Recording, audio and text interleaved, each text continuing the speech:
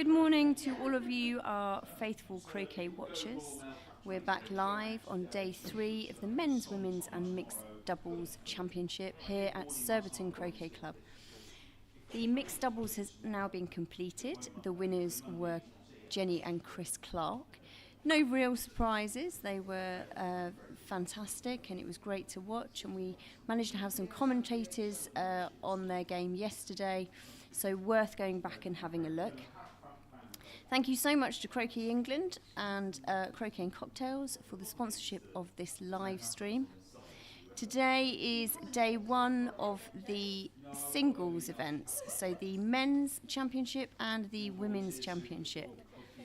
We currently don't have any commentators or camera crew, so you will be viewing Lawn 2 on a static camera. I'm not sure who's playing right now, but hopefully you'll be able to see when they start, and I'll check back in later with you. Enjoy your day of croquet.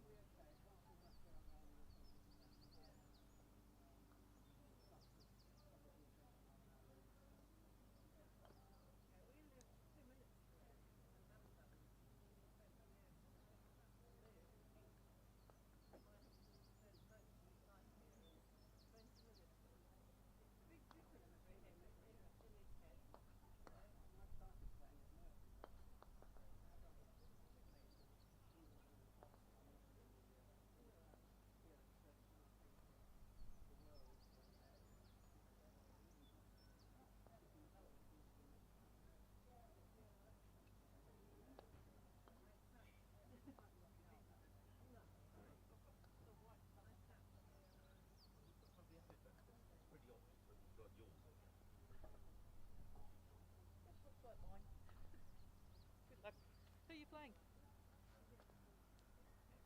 Okay.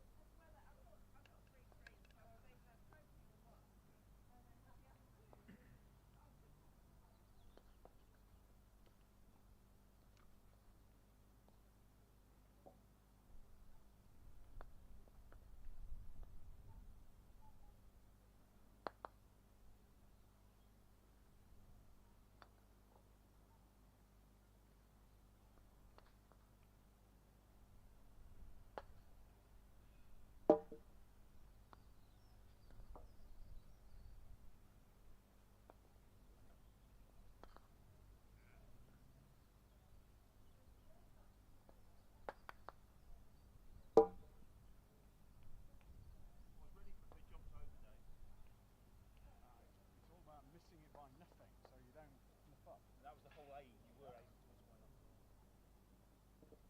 Since I did that with last one, I give up. David, thank you for all the clever IT tips you sent me. That's no problem. I haven't actually worked out what the hell you're talking about, but I will do so. I haven't got inside there very often.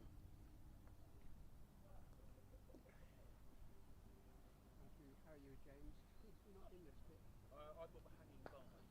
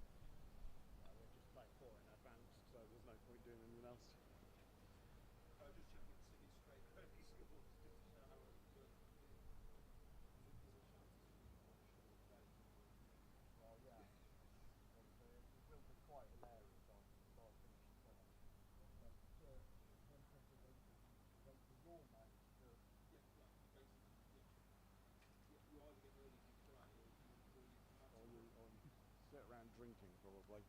Your choice?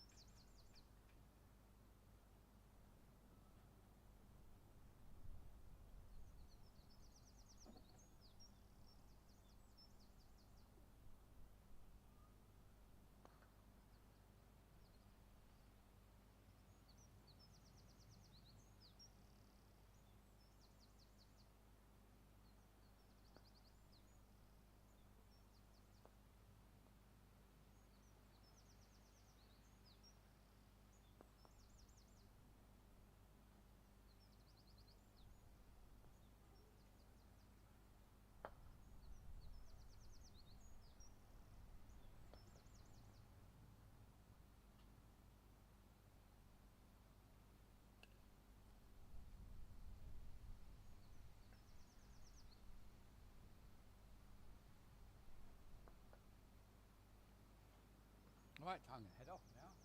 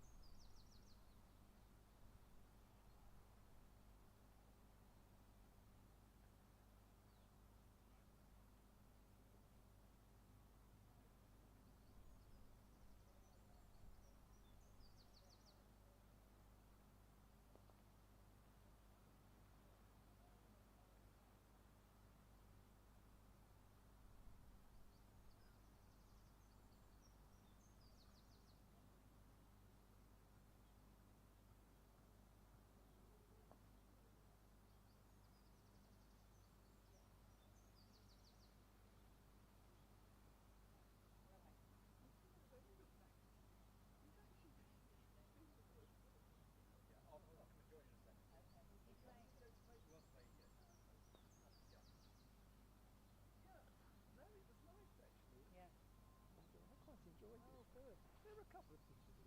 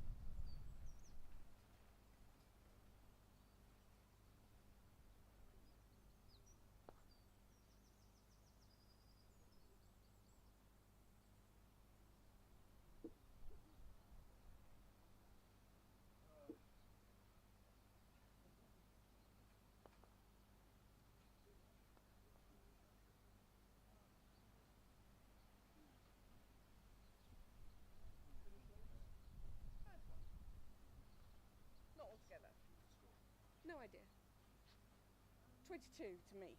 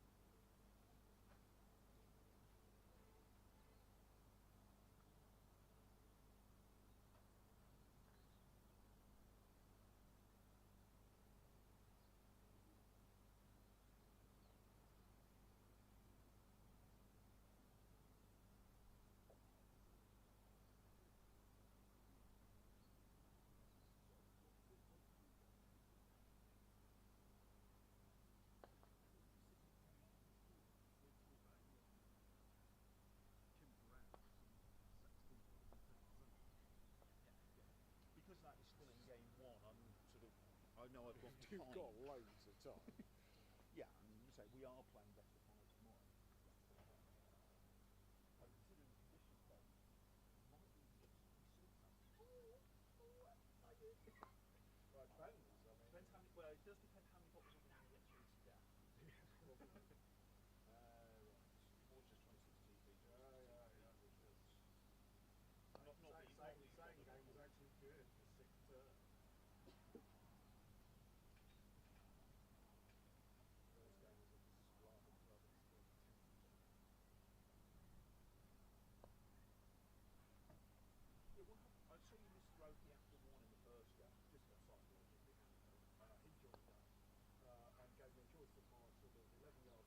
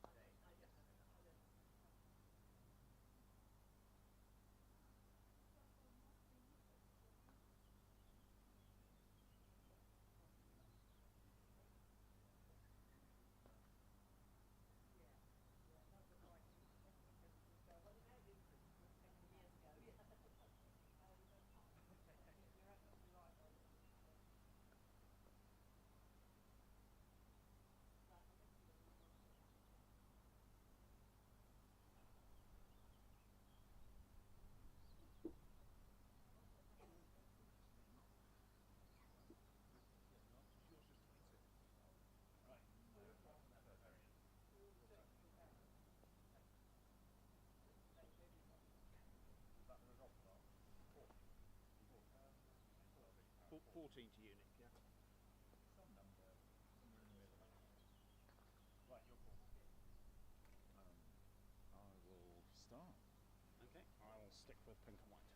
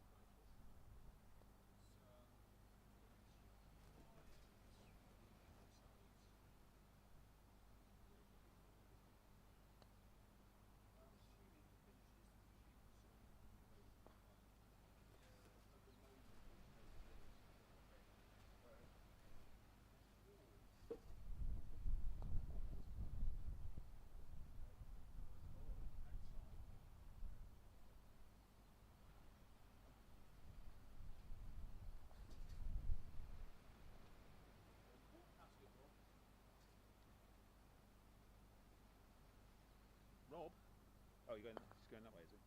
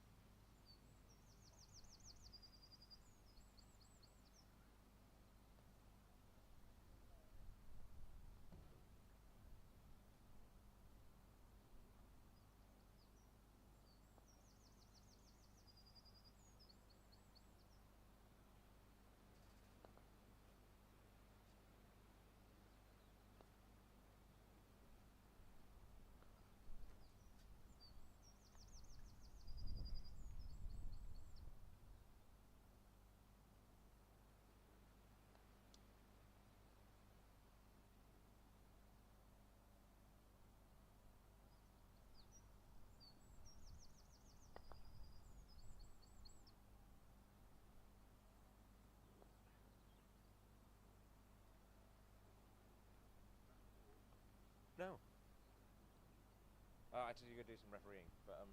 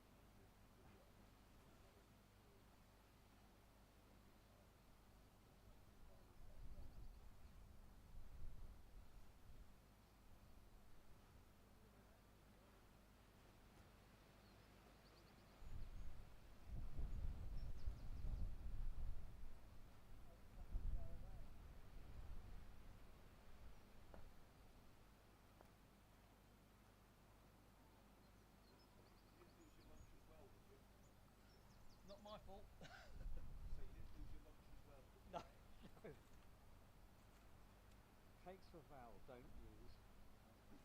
Well, not now it's been halfway across the table. Yeah. No, I don't think there's any food in it.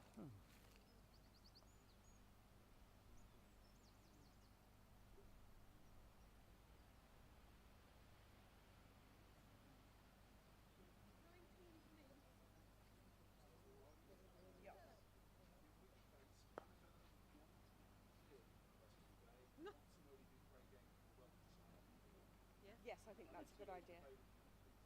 What required for the rest of the day? Excellent. Yes, definitely. Lunch before signing off. Is that the score? Okay. Just don't let me miss out, James, where you put everyone else on.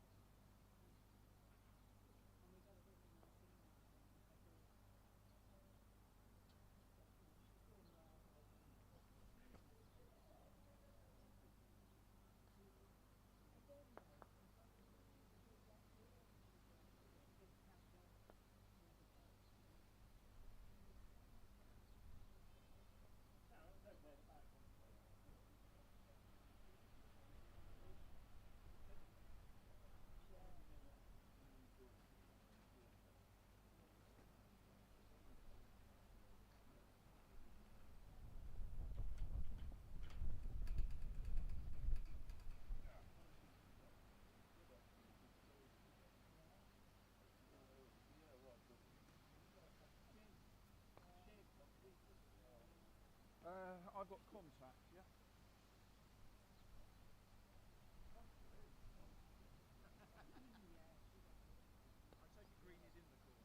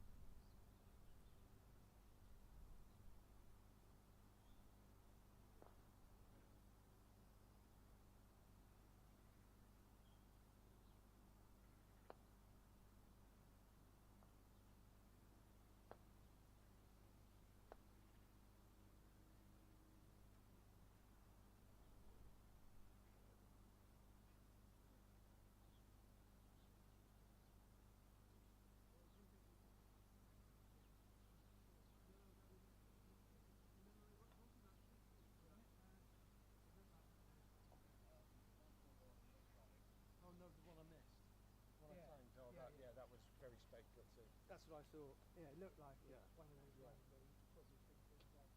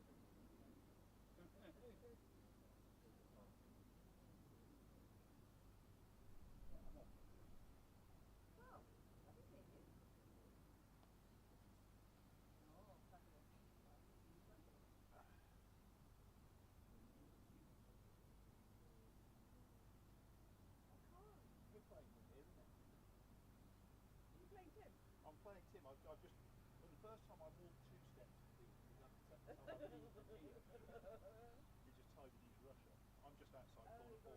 Did you take things off? No, he did video. Video. I broke down 2 back and 1 forward and front up. So, and then off the contact he gave me, I knew I didn't want to roll down the yard line for corner 3 to ball down here, but I sent it down again as well. It reached the ball, one other long grass. Yeah.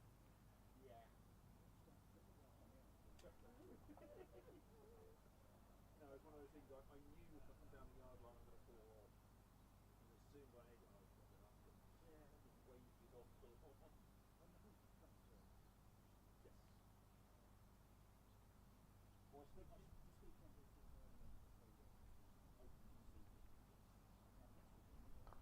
yes. So, in terms of the weeks of row habits you made, I've got the active test. Yeah, no, if you want to do it with these active, then that's great.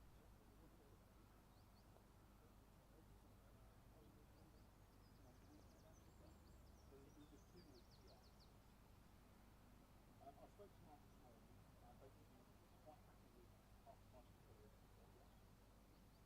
So yeah, whether you do the 6 bit from here a bit earlier or the 10 after the test.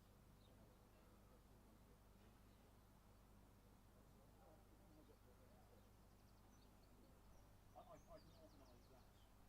When I get back in the office and go. Yeah, if I know which day you want to make the journey, I assume you're basically go to Roehampton to go there.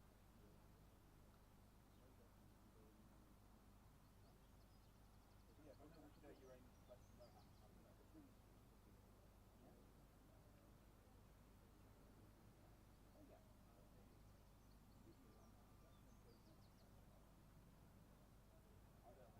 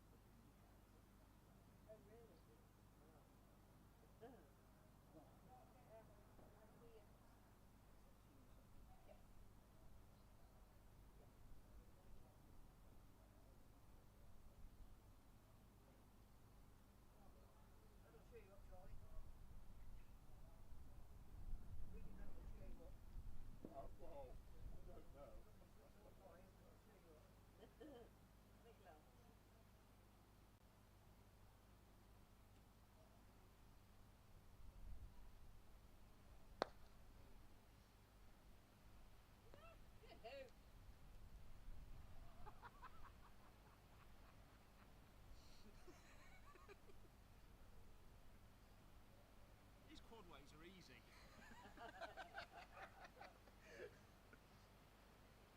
Well, it saved me yarding the ball on. Yeah. At least running it quite deep. Because I was looking at, as long as I missed those there, he's not really got any room. No, I know, to get it back. Yeah, exactly. I've given him a little more by running. I can see green completely open on the right, and brown I think it's sensible and like to the left of the one nothing. So yes, it's technically there, but And you wanted to go 3 minutes. no, so I to do that. No, I mean giving less away. Oh yeah.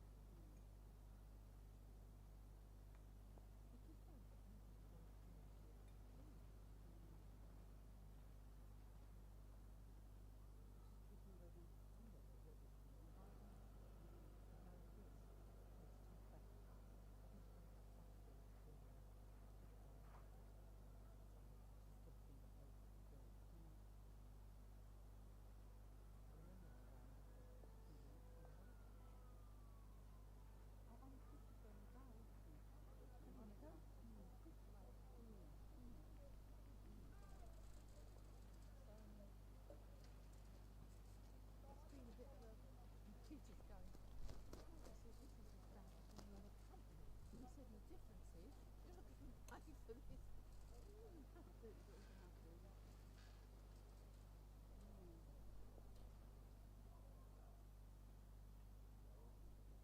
Still, I made a promise that I'd only ever do 6 functions a year. 6 functions. Otherwise, I would have to do it more.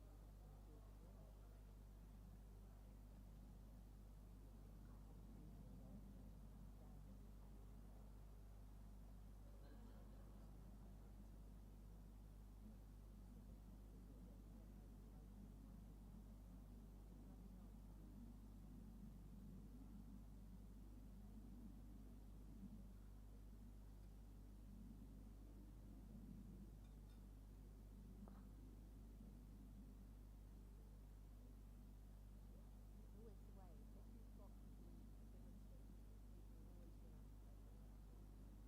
you've got the ability, people are always going to think that, you retired from that, you've done that. Yeah. But you're so frustrated, you want to go back and do it again.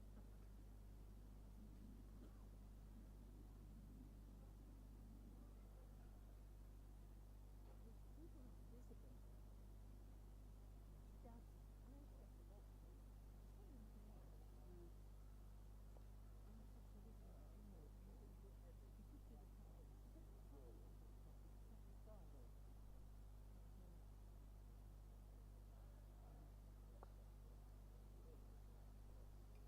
But what I thought I wanted to meet you next time is that I think that perhaps that I want to do it, we should have every barbecue. I think it's always so there's whatever event it is, just have boiled cook day. Yeah. Because everybody might be like, what? Barbecue. I do it. Oh, I can continue. They regard that as far more macho, don't they? They want to be on a barbecue. Whatever event, like one of these days, it will be a barbecue event. Yeah. Or even a Thursday. Oh, Thursday. Thursday. Probably better for Monday, so that it's hard to get them before. Yeah,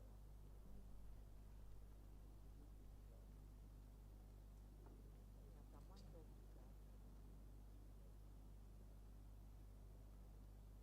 Never work with Martin. 3 o'clock for lunch. 3 o'clock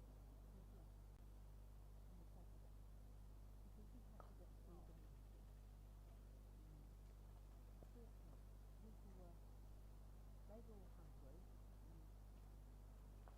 I'm tired, I think, as well. tired, I've got to sit and they down. were hungry. He's not sitting on the floor. Well, he's not tea posted, is he? We only paid. We ended up paying 2 in the You morning. played 2 in the morning because I had such a go and Yeah, and 2 plus would have been right. we couldn't actually play our third because I didn't want one of the players was still playing on another rank. So that rank run over. There's no time limit. No. And so I think if the other night was at 1:30, she was like coming down to put one to lunch. But it was 1:30, and then it took time to make it. So when we cut the cake, So you said, so when I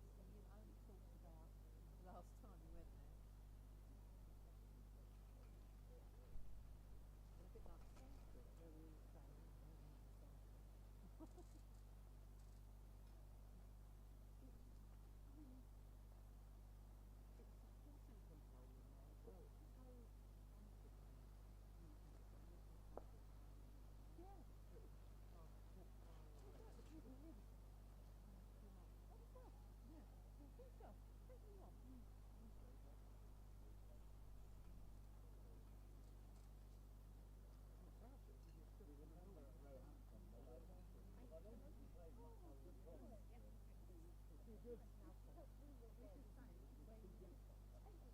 Yeah. Quite big, isn't it?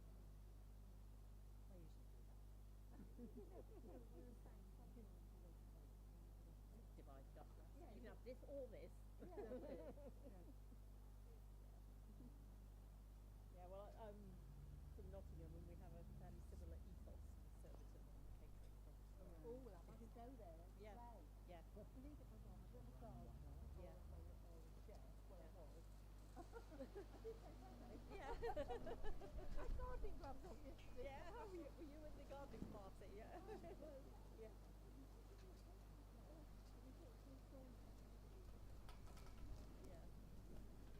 Yeah. Yeah.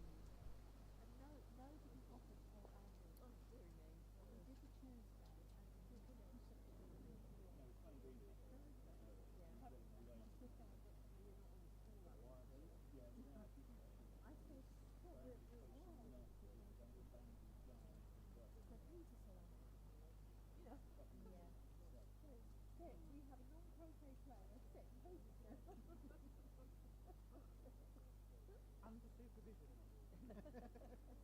Totally under, but he, but being an engineer, he understands what they Yeah. Yeah. He was quite fascinated by it all as well. And I remember him reading something about summer, you know. Oh, yes. Yeah. Yeah, he was fascinated about that. Yeah. You know, but as an engineer, he Yeah. was fascinated how it all Yeah. worked. And I was the hole filler. Yeah. A critical job, that. It is. Non-season hole filler. Oh, I've had so many layers of clothes on and off today, and I keep losing my markers because they're always in the pocket of something I've taken off and not what I've got on. Sounds quite nice. No. I love that.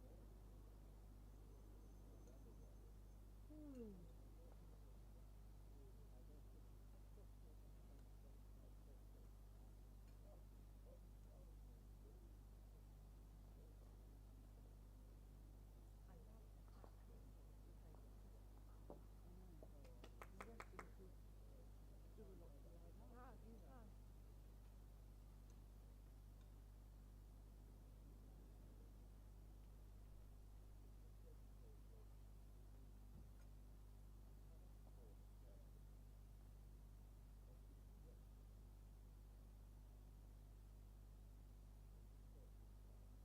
Were you waiting for me over there? No, I'm just... I've been standing here waiting for you. Where are my sunglasses? What? My wardrobe is gathering everything, you know, I'm failing. Yeah, you can take this now.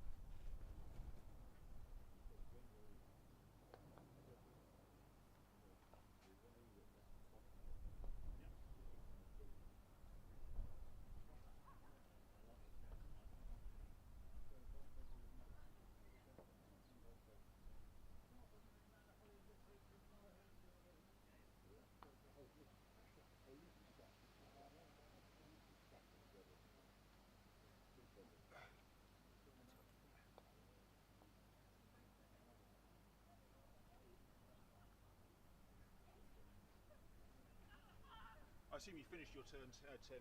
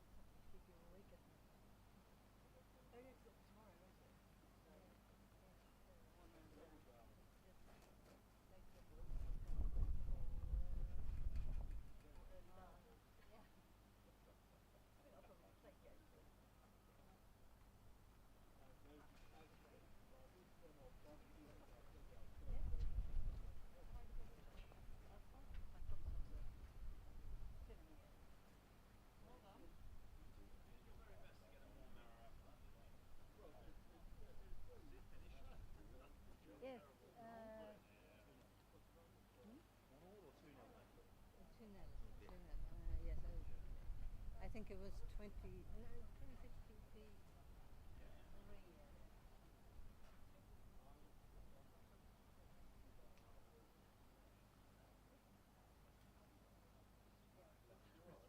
If you want more play, sign up above.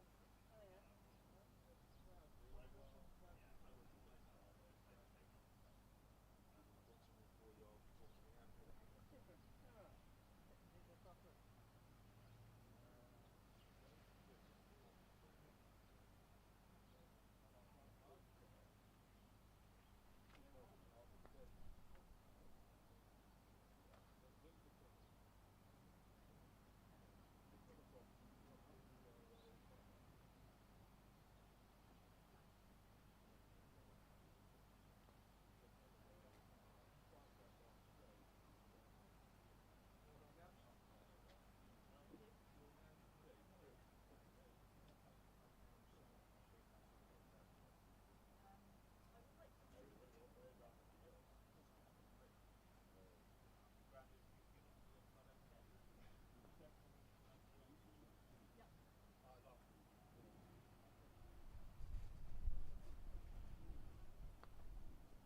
It's alright, Tim.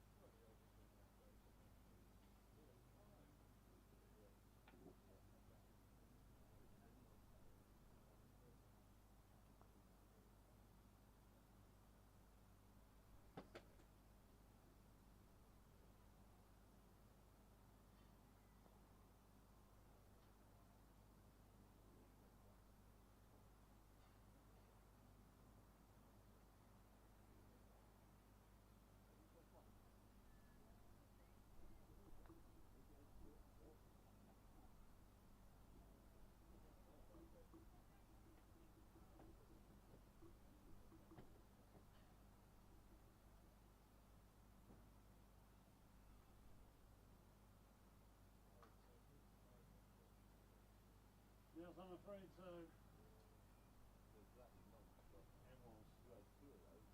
Well, that one was a better one, but the one here I was cross because I'd left quite a gap in the middle and I didn't even go through the middle. If I'd missed through the middle, that would have been alright. Missing around the edge. Oh, It's dear. just humiliating. That day you took your against me. Sorry? I was laying, I was laying first Yeah. for against you. Yeah. Just a little bit of memory sometimes.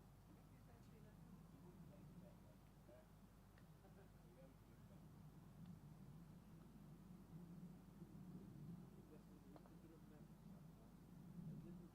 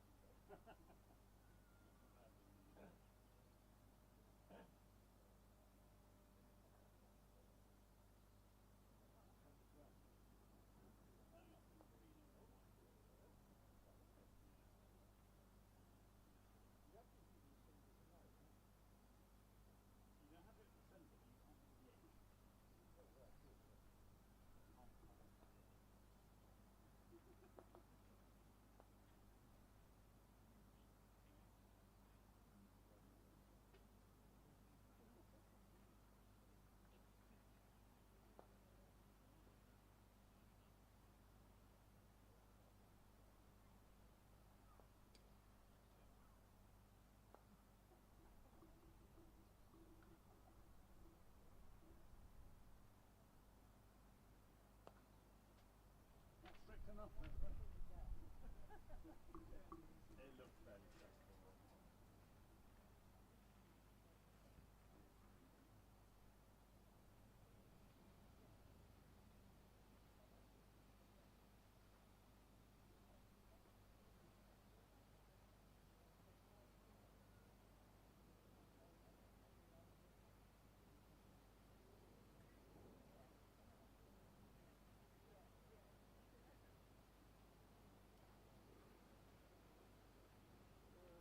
Probably want one more will do me, I think. Yeah, he's going to put it down next to pink. So that was a yes, He Tim, wants yeah? to wander up the lawn Yeah, and have a in look. which case, Annabelle on He's got to put it next to the pink. He's just going to have a look. No, not Annabelle, sorry, Jane. Most people would leave it there where they went to have a look at the panel. Five's closer. Five. Yeah, the one with crosswork there. Yeah, the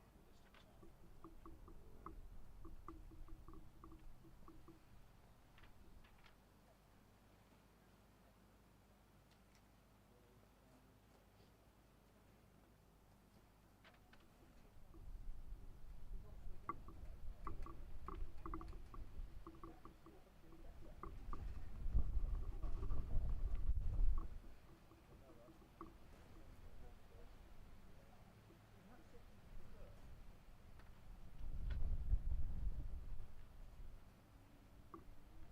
Actually, no drink anyway.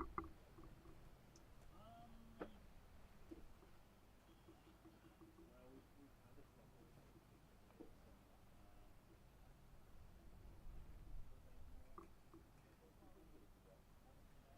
We won very early.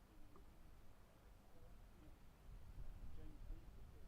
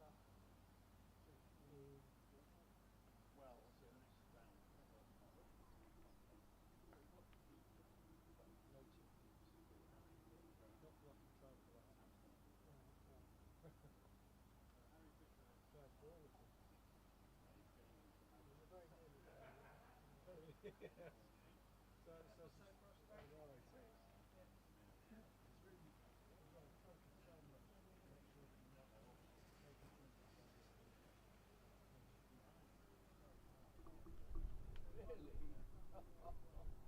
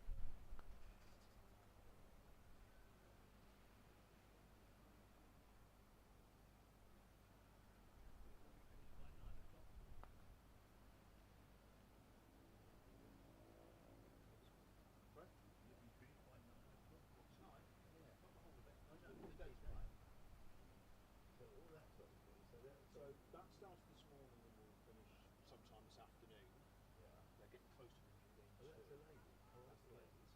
That one is the game behind you as liaison finishing turn to number 3. This one is about to start. Because we obviously waited for that one. Oh, I see, yeah. So in terms of main event, Where are you on? Oh, so you're playing your play now? I'm about to play Bit Brothers. On the grounds is a triple just finishing that match. We're waiting for it ourselves. Yeah. I think it's only what? It's 2:43. So what's your plan? Mine's 2.5. Is that easy to do? It's easy. Yeah. No one with a lower hand can complain with that. Isn't there? It's only the same hand. Oh, I see, yeah. It's 2.5, I think. Is it? No, It's just gone back to -2. yeah. I do not understand. I do not.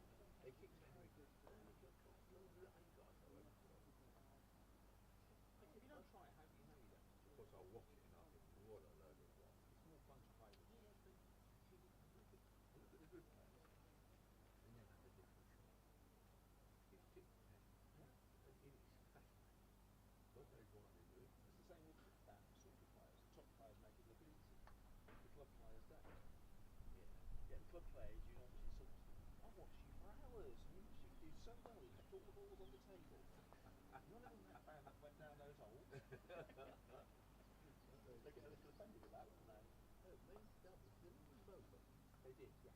You see, this is what gets really gets me excited. Whenever I play golf, any sport, you have a knockout competition and you have a play competition for the first round losers. Yeah. But here, they go right, plate and a So the doubles was a drawn process. yeah, So the pairs here were randomly drawn, yeah. and it's prescribed how you rearrange them to create the process.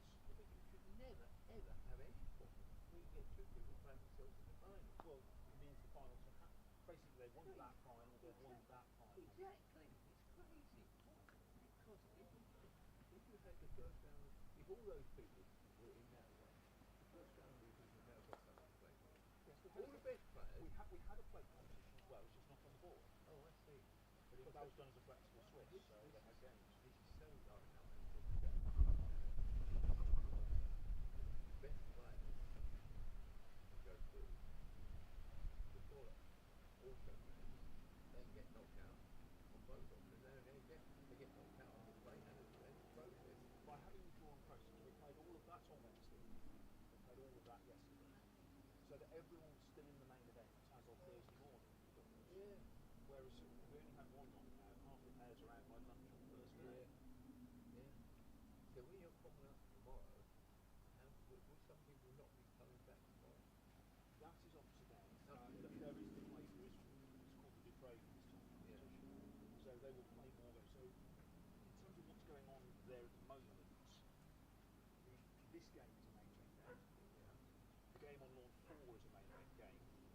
The others are playing games at the moment. Oh, I see, yeah. So basically they can sign up here when they're ready for more play. Oh, and just go out and have a And as manager I'll put pairing up, put them back out there. yeah. But a number of the players who qualified for the next round decided they're not going to stay. So Harry, having won, has gone home. I think Dave is sat around doing whatever Dave's doing. Is Harry the best one? He's top seed. Yeah. Yeah. So yeah, he's got the highest grade at the moment. But there's not a lot in that. You see, runners these days, I don't know what I'm seeing around runners. Yeah. Have you done two? Nothing. All the long haulers are pretty good though. They're playing nicely. Well, that was not all that good last year. But this is why there's so few games on at the moment. There's that people to build them. Yeah. As and when So what's your are you chairman or something? I'm manager for this tournament. You are. Yeah. And that's just this week. Just this week. Yeah. Yeah, because this is a Croquet England tournament rather than a Surbiton tournament. Ah, yeah. Which is Surbiton that happens to host it. Yeah. Did you know they were the most successful team that's had series? We did an open day to encourage people to come and find out what Surbiton or what croquet is about. Right, they're great adventures. The Wi-Fi is streaming. Streaming. Try YouTube. YouTube and Croquet England.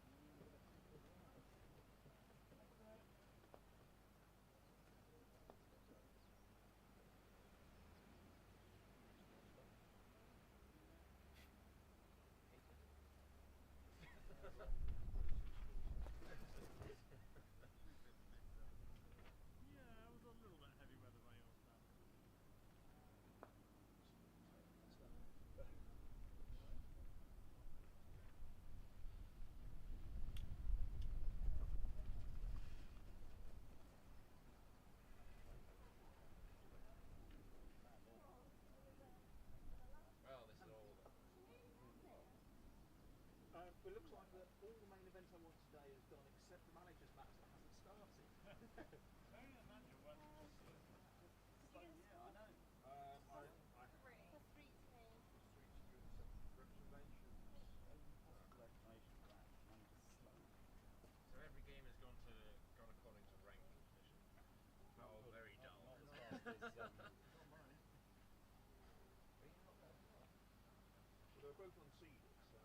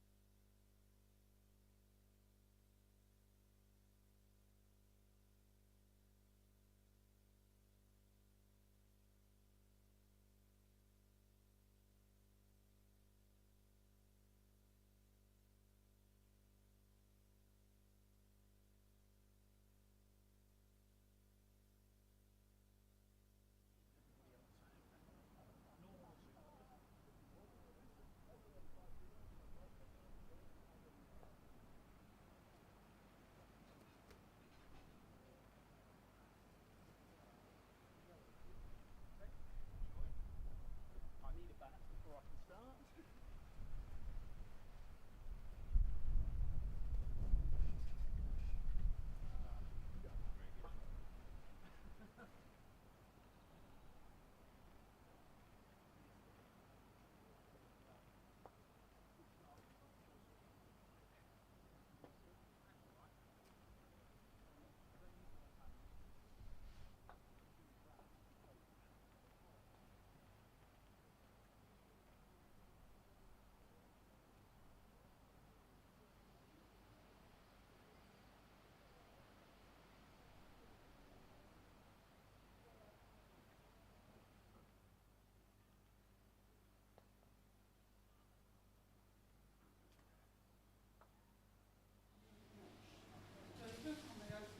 There we go. I believe we are live. Rich Waterman here with the amazing Jenny Clark. Hello. Quarter final, I believe, Jenny, if we're correct. James Death against Rick Harding. Yeah, James had to wait for Rick and Mark Ormerod to play the single game first round. Yeah. Rick being fellow Welshman, although I'll remain unbiased as I attempt to operate the cameras and chat with Jenny as James looks like he's going to be kicking off. And James is my buddy. It looks like James has won the toss and Rick's chosen the light colours. It's normally the way of things Oop, let me get when that black right. kicks off. There we go, super shot opening.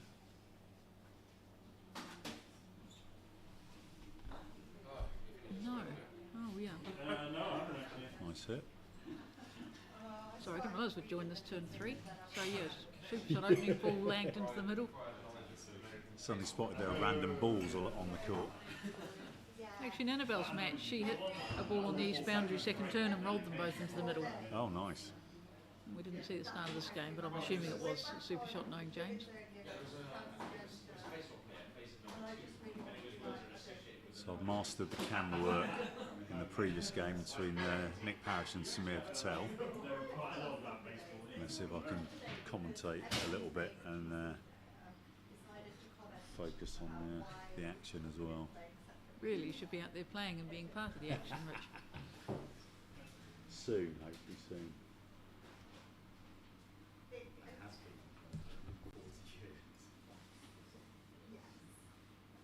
So James rushed down to south boundary. Got a ball pioneer for 2. For most mortals, this will be a tricky approach to 1, but I'm fairly confident James will be there or about. No. It's a bit strong, is it? Yeah. It's a bit strong.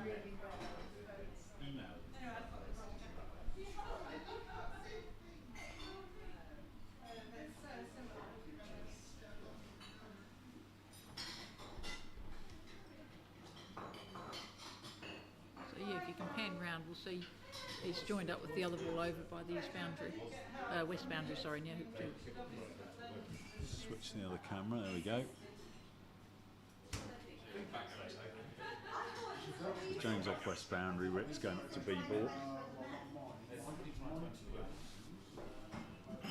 I have no idea how people would do camera work, scoring and commentary at the same time. That would be a bit beyond me at the moment.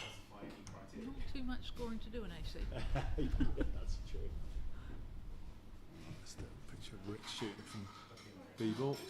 During the 2018 Worlds, the Spaniards wanted the score and AC updated every hoop. Oh, okay. The theory's good, isn't it?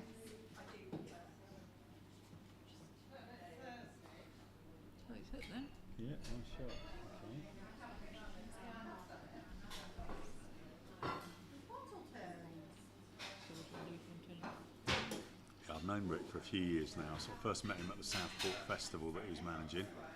Played with his brother Dave. And then we've been on the same Welsh team a few times.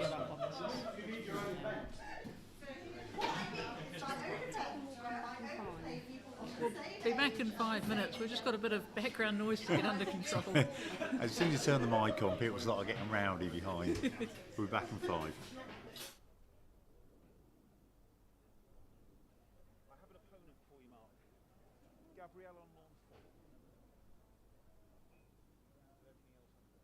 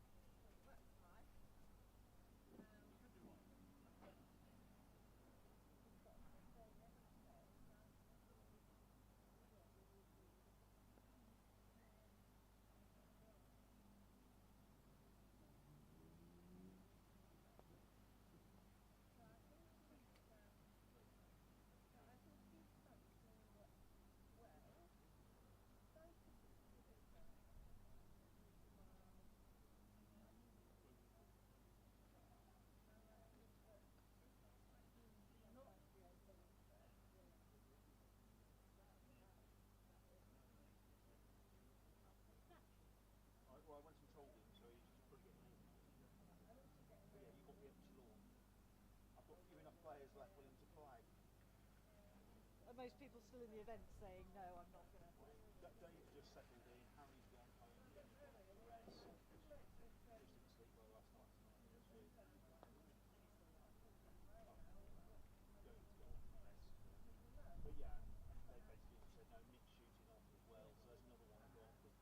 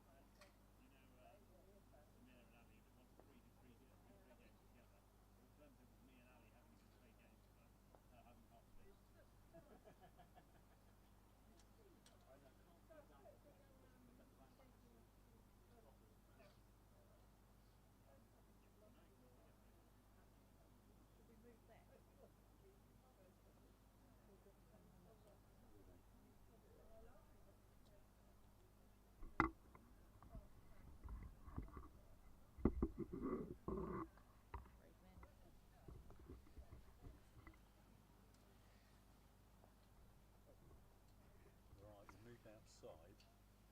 It's got a little bit noisy. T and Kate were taking precedence over the croquet commentary, which is understandable. To be fair, they look rather good too. Yeah. We haven't got an abundance of volunteers, so what we've done is we've left the camera position on a kind of wider lawn shot, and then maybe we can use a bit more detailed commentary as we go around. So Rick Harding's approaching group 3. We have under control, I would say, at the moment. Yes, this is still fourth turn, isn't it?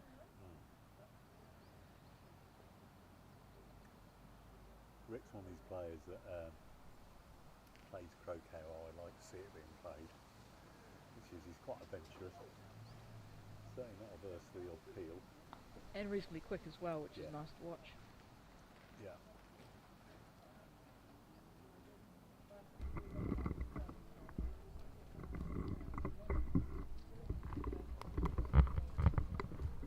This is your fault, Rich.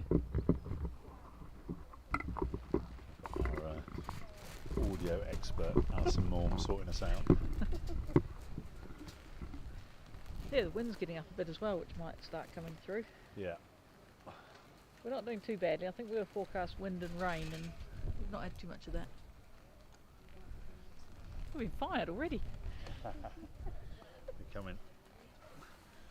You're going to move backwards out of the wind, so hopefully reduce a bit of wind noise, get under the covers a bit. I'll tell you what, you don't see this in Sky Sports and BBC, etc. They got loads of audio minions running around. I think that should help actually. Yeah, we're definitely a bit more out of the wind. I think Alison would be delighted to be called an audio minion.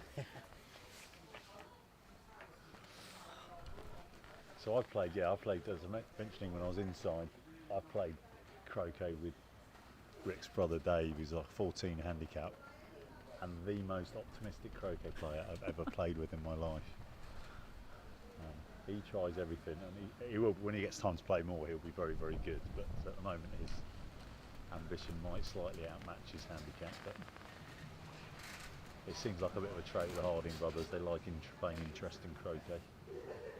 It's interesting though, it's one of the weaknesses you see of women players sometimes. They just completely limit themselves, feeling like they have met their own potential and can't get better, and it's the only thing that really does limit people. Yeah. At some point you've got to decide, when am I going to try new stuff, and potentially obviously might reduce your chance of winning in that moment, but long term probably pays off. And keeps the game fresh and exciting for you as well. Not totally convinced this move's going to help the audio with the awning creaking chucked above around, us. but I'm sure Alison will come and move us if she needs to. yeah. That looks like we'll be having an early two-back pioneer here. Yeah. It's all nice and tidy.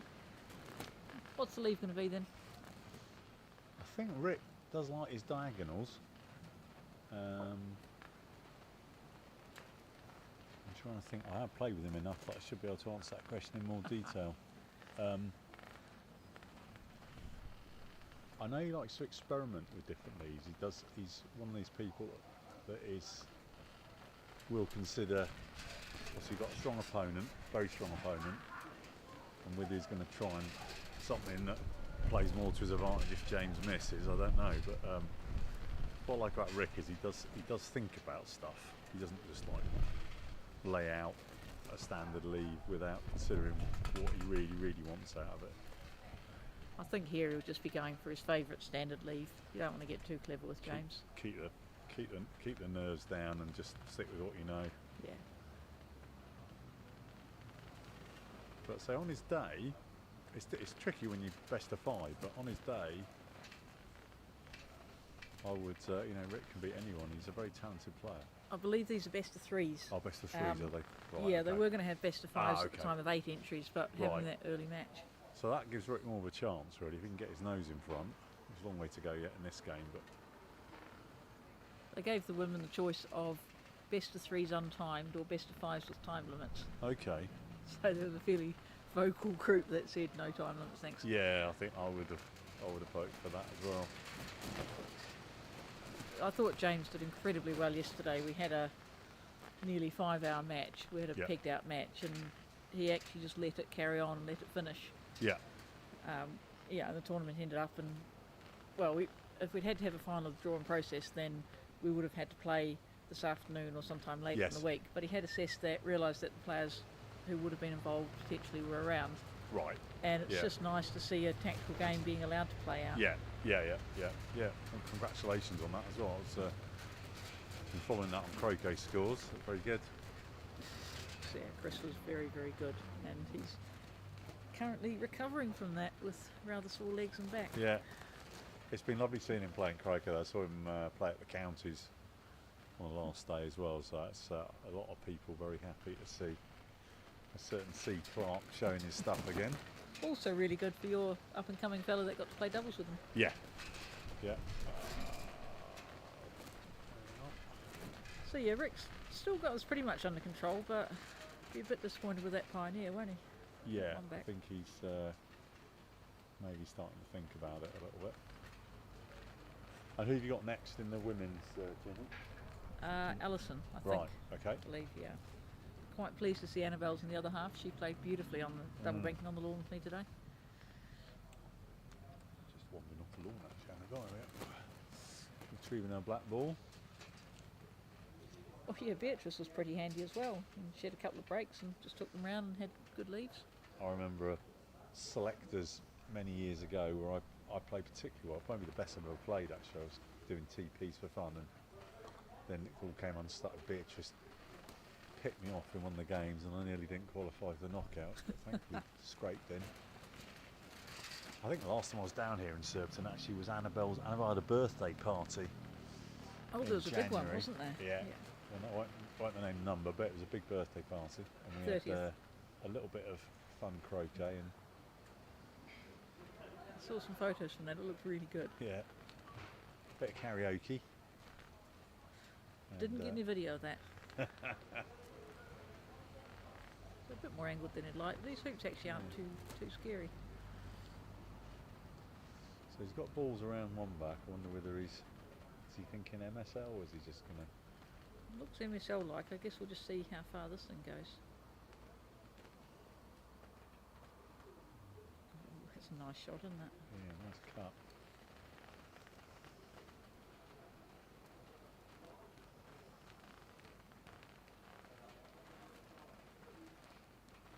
So MSL's more standard leaving the ball.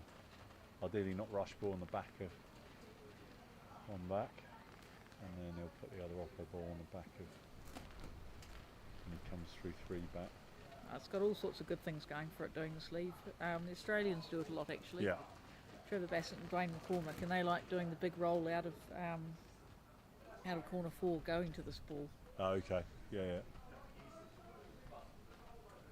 So in New Zealand it's called a Hogan roll, but I don't think the Aussies recognise it as that, or the Okay. Brits. Yeah, we call it Hogan roll, I think. It's only one of the disadvantages of me shedding a few pounds is I don't hit them quite as big as I used to. Thought you might have shed those pounds in the gym though, Rich. Yeah. Whee! Wind picked up there. I do like, if it's decently equipped lawns, I do like Hogan lawn and stuff. Yeah. I'm more the mentality of get yourself into position with one big shot as opposed to accumulating advantage. I'm just not patient enough. I know many better players than me are, but Actually, in this position, if you do a warm standard leave, you don't get the Hogan roll. You get the much nicer roll where you rush partner to hoop 1. yeah, So make hoop 1 off partner, send partner to 3, going to the ball at hoop 2. yeah, it's a much And nicer roll. Isn't it? Yeah, then you got the big roll up to hoop 3. Yeah.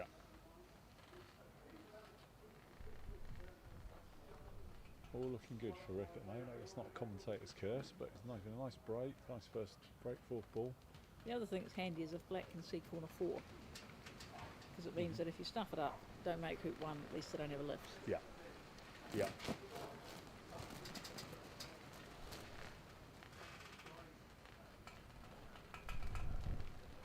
He's got some nice control here.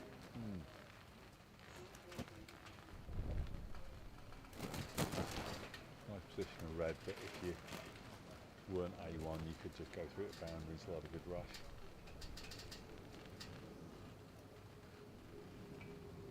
All good.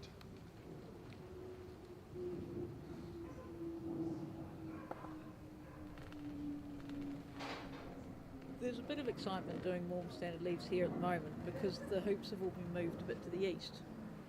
So when you're placing that ball at hoop 2 particularly, Yes. you're placing it very close to repaired hoop holes. Right. It does tend to sort of flop around a wee bit. Yeah, yeah, yeah. It makes precision a bit more tricky. Had a fox wandering across these lawns yesterday evening. Oh yeah. Even Nice though to we're see. in, suburban London, it's amazing how much wildlife you get around Surbiton.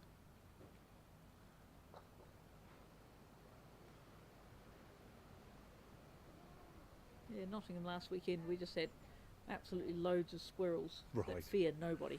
Yeah. Yeah, they get very used to human contact, don't they? Yeah, it turns out if you've got a bag of peanuts that are in a plastic bag, they're no match for a squirrel. He's got all this pretty well under control, hasn't he? Oh, that's good so far. Just got to get a nice position on blue after he comes through. Ooh. Okay. That was a little bit stronger than he'd want, but no drama. No, he's got that nice gentle shot that he used up at hoop 2. There's all these things that go through your brain when you make sure you don't lob the hoop, etc., etc. And before you know it, you crash through. But he's done a nice recovery there. Yeah, I think it's all right having all those bad thoughts, but then you have to get them over with, pop them aside, and then Yep. start again. Thanks for the input, brain.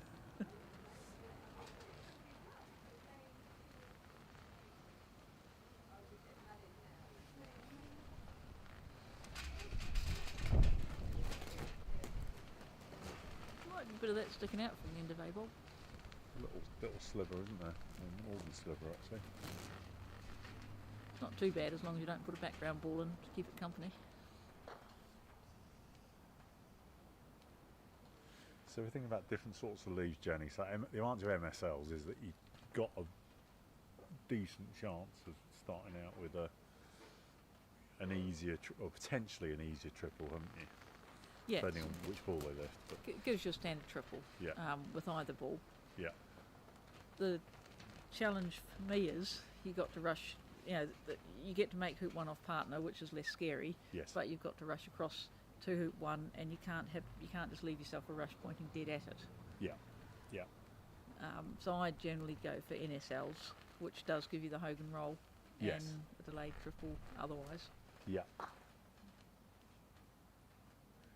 Yeah, it's not necessarily the easiest shot across the hoop one, is it? When you're maybe feeling a little bit nervy and And that's why you just got to make sure that that black up there at hoop 2 can see corner 4 just in case you don't get going. yeah.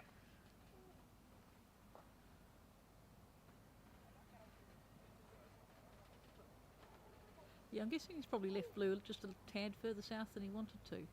So rather quite than tight, being yeah. on the 45. Yeah, and it is pretty tight. So it's I think if Samir lifts black, it's probably going to. Sorry, if James lifts black, it will probably be the short shot. Yeah.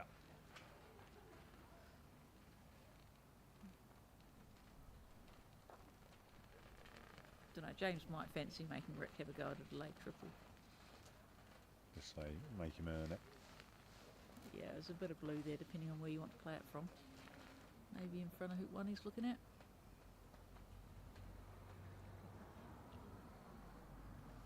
It's James and his relatively new mallet after last one fell apart last year. Apparently he chose the colours on the shaft as well. Like the pink, not so much Yeah. the mustard. He doesn't do gold, James. As you pointed out though, no one's accidentally going to pick that up. Yes. Yeah, I put, because I've got a trimmer, I put Welsh flags all over it, and I still ended up, last year played a turn with someone else's trimmer. Just forgot to look for the flags. Last year I played a turn with Stephen Wright's mallet. I was playing doubles with him and couldn't find mine with 10 minutes to go. Best turn I played at the counties. But yeah, that is a bit of a problem there. I mean, this trimmer's just absolutely everywhere. Yeah. And it can be quite hard to tell them apart. Yeah. Yeah. The worst thing was the person's mallet was playing in another match on the same lawn, double Well, banked, they and needed to use fancied it. Yeah. So I had to quickly finish what I was doing. What's he shooting at here? He's got Okay. black. Black at Ah. blue at black. Yeah, so we tried to do a leave here and the black held a long, long way south, just on that repaired hoop area. Yeah, yeah, So I don't know what he's shooting at from there. He must have a big target if he's taking a shot though. yeah. It's just drifted a bit further This is north giving than you we everything. wanted.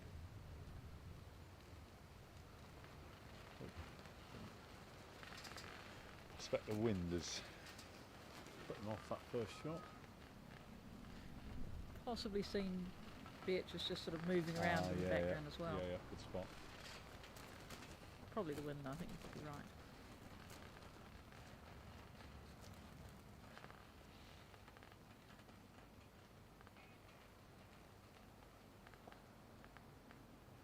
Yep, no problem for Mr. Dees. So with Rick joined up on the east boundary, you'd expect James to get going from here, really, man of his abilities. Shouldn't be too tricky.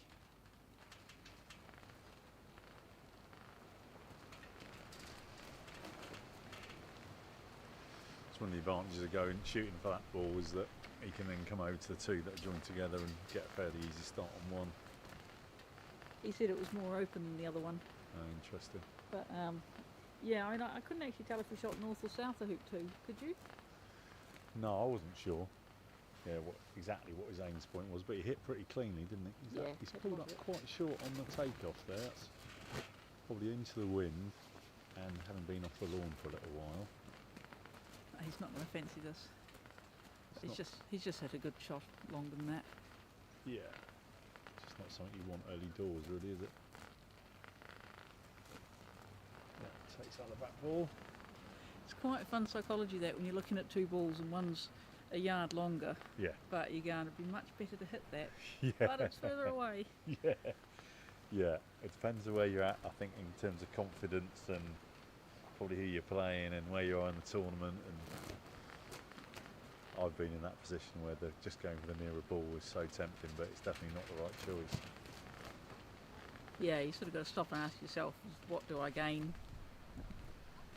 Well, he hasn't got himself a rush to hoop one here, I don't think. Let go of his mallet pretty quickly. Yeah, no, it's not A1 by any means, certainly not for James standards. The line looks good. That's a beautiful shot. Very smooth, isn't it? Yeah, look at that. Oh, effortless as well. He's got so much effortless power. Yeah. So, yeah, that shot's just him stroking it.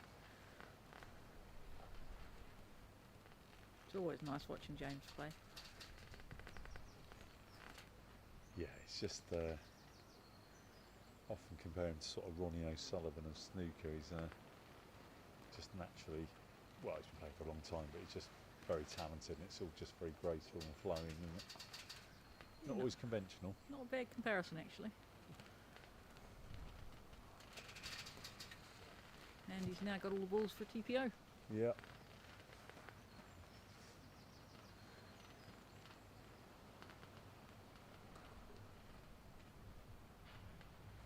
Yeah, he's still got to tidy things up with black, but It's all there, should be isn't it? alright. It's that progression, isn't it, from a player that's sort of aspiring to do TPs and does the odd one, there was someone of James's ability that can do TPs easily, and then so therefore TPO becomes another tactical option. I mean, Rick's experience, so I know what to do if it comes for 3-ball ending, but it does give James a big advantage.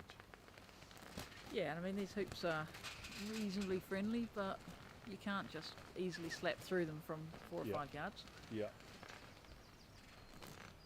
Trouble is James can sometimes get a little bit careless, so you might get a chance in the end game. Right, yeah. Use the rushed red over to make the approach with black much easier.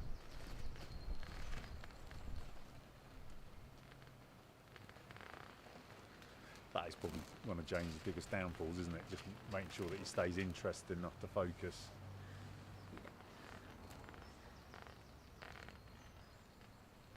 Yeah, I mean he's just got so much talent that suddenly he just falls asleep mid-break, or he's probably planning multiple bits ahead or thinking about other stuff.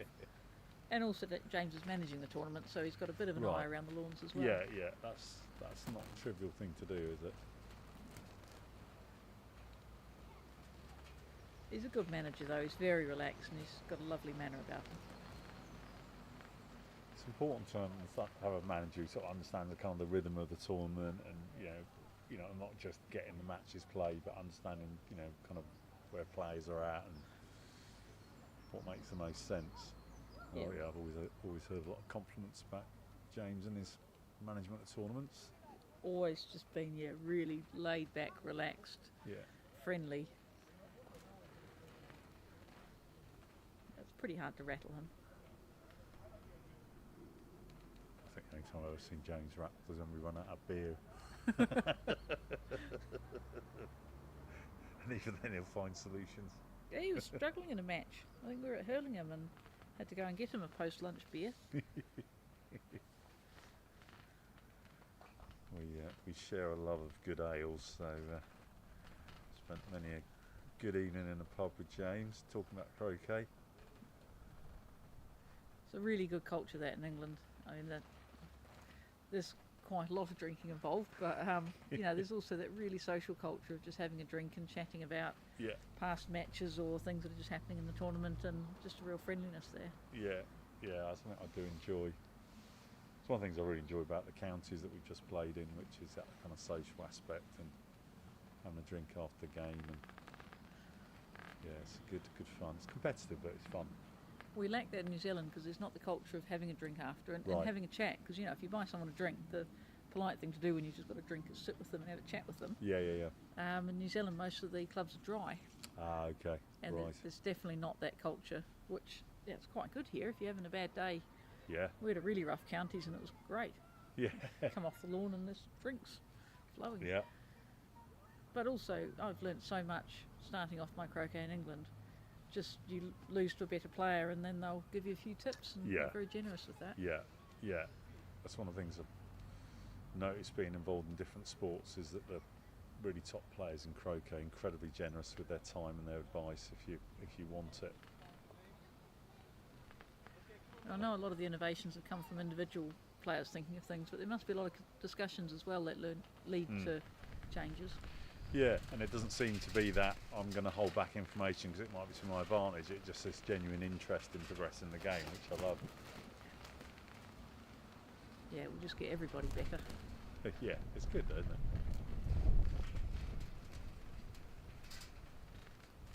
You were talking about your husband Chris Clark earlier on, and so that was one of my really pivotal moments in croquet when I came onto my first counties. I think I was about a 2.5, 3 handicap.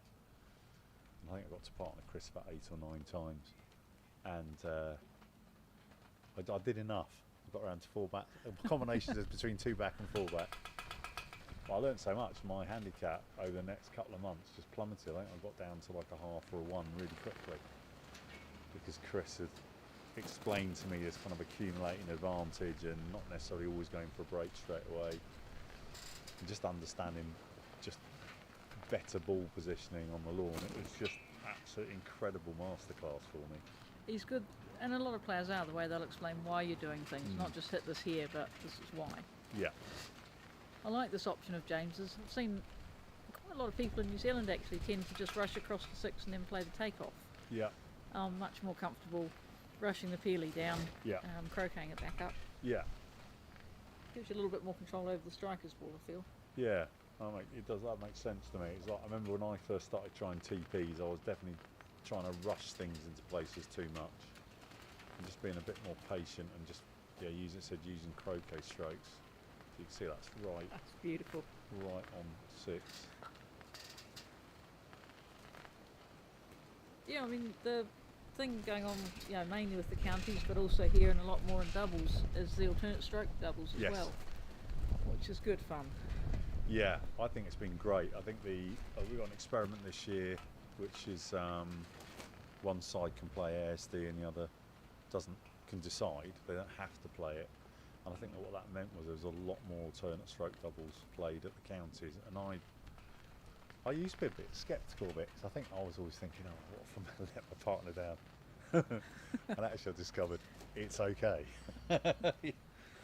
And it's good because it keeps the pair involved, and also it can be quite funny as well sometimes, when particularly if you've got slightly different games, you end up in positions that you maybe wouldn't normally experience. Yeah, I mean, I just found there were so many things going for it. The first time I experienced it was probably a couple of years ago at the counties, and it just annoyed me. It was just double banking. They were talking constantly. Yeah. And to be fair, Sophie and I were talking constantly when we were playing. But there's so much good stuff to go with it. There's more conversations happening. You're much more engaged with your partner. And also, as the more junior partner, or if you're just the one who's playing worse, you don't end up with your ball miles behind, feeling so stressed you're not making progress. Exactly. So I used the trick. I played with Debbie Lyons, so I used the trick. I have to give Sophie the same trick as well. So if I left her in a particularly bad position, I would just walk off saying, "Well, you're world champion. You can handle this." So I should remind Sophie she can use the same line with you, being a former world champ as well. No, I explained to Sophie that if she wants short hoops, I want short hoops. Fair's fair. And repeatedly apologised because I kept leaving her long ones. No, I was really struggling with my swing during that, and whenever she was doing the single ball strokes, we were in much better nick. Yeah.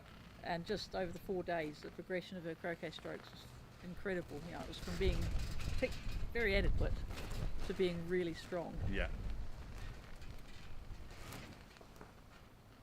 That's great. Yeah, I do think, in terms of like a coaching opportunity, alternate stroke doubles is such a great format for explaining like kind of what we're trying to do. You don't always execute it, but what we're trying to do and why. Whereas if you sat off and someone else is doing a break, you don't necessarily always want to feel like you want to be interrupting them all the time. And it's a team bonding thing as well. Yeah. And I've played quite often where I've played with someone stronger than me or more experienced, or I've just wanted their opinion, and finding them can often be quite a challenge. Yeah. If they're stuck on the lawn with you, it's great. James very smoothly through one back. That obviously gives a lift, but that's felt a bit strong. Split that a bit. Nearly destroyed my chair looking to see what happened at near hoop. So it's gone crashing into the hoop, which is handy because it looked like it was going a bit southwest. It was travelling, wasn't it? So you'll have a go at the peel now, but I felt that black was a little bit north. Yeah, it's not quite the angle maybe you'd want going to black, is it? I am expecting to see yellow go through with very little wire though. He's got lovely control. So it's not his first rodeo when it comes to peeling turns, so yeah,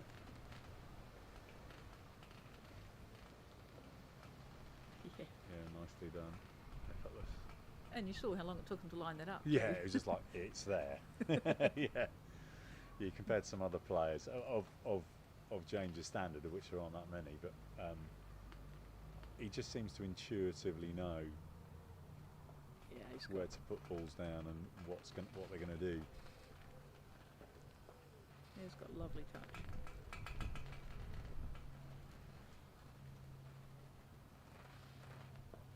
Interesting, I think having this new mallet might be good for him because he's got to just concentrate a little bit more while he tames it. Yeah, yeah, yeah. It gets used to the slightly different ratios and feel in the face. And So it's a Kiwi mallet, it's a George Wood one. oh, okay. He had a Jackson one for a very long time. Yeah, yeah. It's also quite interesting, it's got an airline shaft, but it can be set up to be 44, 45 or 46 inches long. Oh right. So it's got some variability if you needed it. Yeah, there's a couple of little spaces in it. So he was saying he normally had his 44, Yeah. which would be a nightmare to travel with. Yes. But then he borrowed one. I don't know why that's over there. I think he might be trying to collect some clips or something.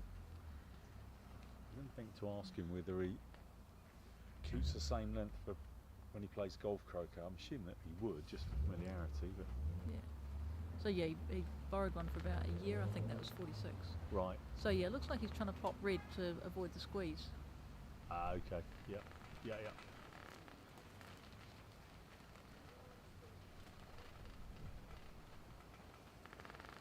But also trying to make sure he gets through his hoops.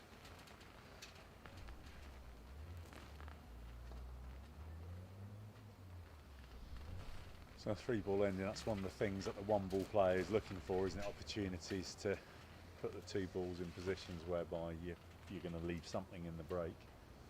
Yeah. Called a squeeze. And so that kind of Don't think he wants to put this turn under too much pressure, but we'll see. he's got uphill done fairly early, isn't it? So it's giving him this opportunity to think about extra things he can do.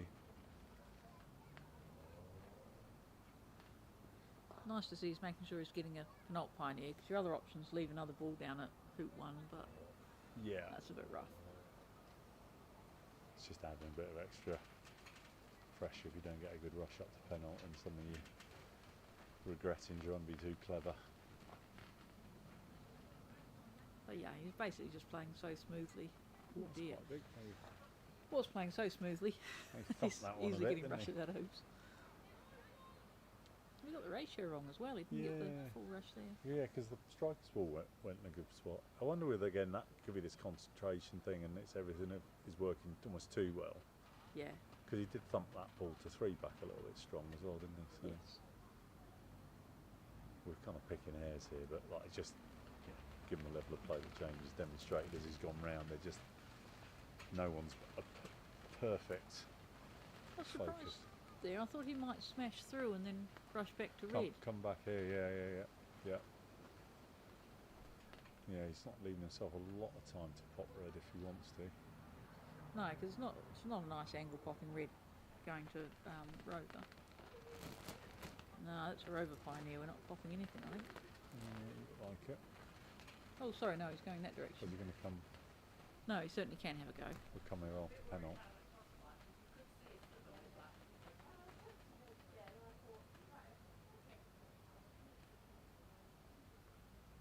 Don't know what I was thinking there. Yeah, he's going perfectly the right direction.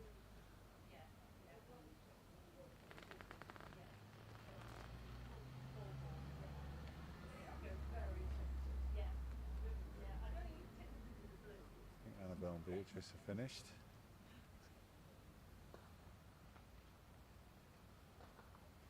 And he comes.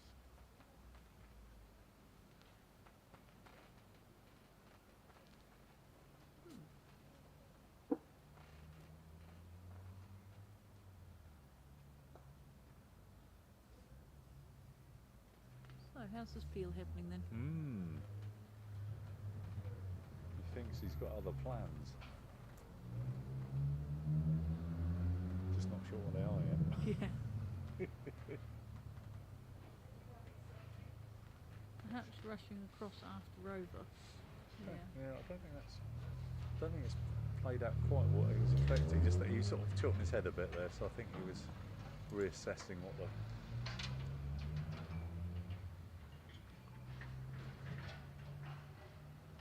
So yeah, looks like he's going to smash through Rover and try and rush red across. Yeah. But yeah, he's got to peg out yellow and tidy up blue and black. Yeah, it's not where he put the balls if he was just doing a standard kind of end of turn and spread balls around the lawn. He's trying to make it a bit more interesting, isn't he?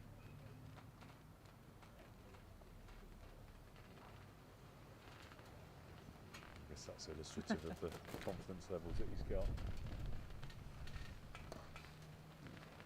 Oh, that's unlucky. Quite a chunk of iron, ended up the wrong side of red. A huge amount of wire. Much to the amusement of the crowd. Typical croquet crowd reaction, chuckling rather than, oh, that was a bit harsh. So I think that feels out of the question. Well, here he's now still got to peg out yellow, which doesn't rush nicely to the peg. It's not really a problem for him. But get black safe and off the lawn. Yeah, but for other mortals, you know, that's Hoop 1 starts getting away with the rush, doesn't it? I'm sure it's not a big issue for Jane, but Yeah, he's there saying he thought he'd left himself enough space, but that blue's gone absolutely miles.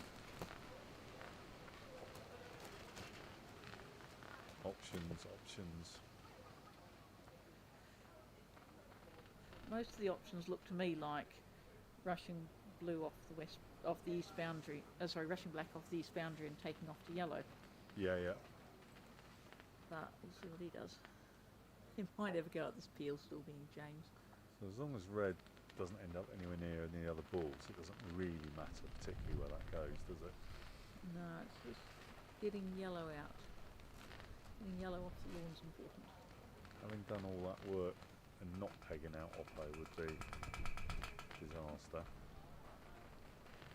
Oh, he's left red where it is.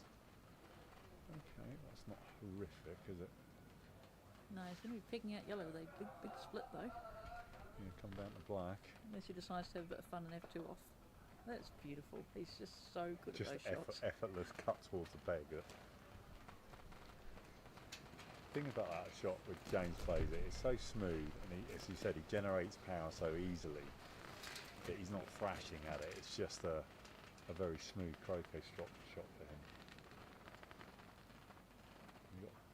It's taken at least a second to line that up. Peg out yellow, come down to black. Looking very smooth. So that's job done with the TPO. Still a 50-50 for blue coming off. I don't think it will, but you'll notice he hasn't put the blue clip on the peg yet. Yeah. I guess James would back himself in a one-ball competition, wouldn't he, given his skill set? And given these, it's being streamed, he's got the crowd watching. Give him something to watch. Just go peer around in the corner four. Hoping the camera can pick that up. It might be on the extremities of our coverage. Nah, this is staying on. He's just gonna.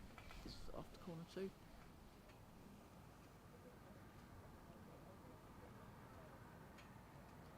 So yeah, it's a nasty place to roll off hoop one from. So yeah, obviously not a trivial start for Rick there. Whatever he decides to do. Nice turn. Very nice, tidy turn, wasn't it? And a very standard leave, despite what he was trying to do around hoop one. Yeah, it just goes to show, doesn't it? It's like, he, as you said, he was definitely looking for the pot, and he could play with that, not get it, and then still get back under control and leave the balls in a position that makes it very hard for Rick starting with a single ball. So one of these things, one of the things great advantage for me going through the development squad that we've got in this country is Ian Burridge, when he was the director, and also he wrote a lot of the materials, was talking about three-ball endings, and having some confidence in three-ball endings is really important. And it's like, particularly as a single ball, you just got to be very patient, and a lot of players will leave you something at some point, not all of them, but it's amazing, obviously James is elite, but like that level just below elite, players will leave you chances in a three-ball ending. Yeah. You just got to wait for it. Well, as the two-ball player, you've got to be very patient as well. Yes. But yeah, as a person with one ball, you've sometimes got to make a call to shoot.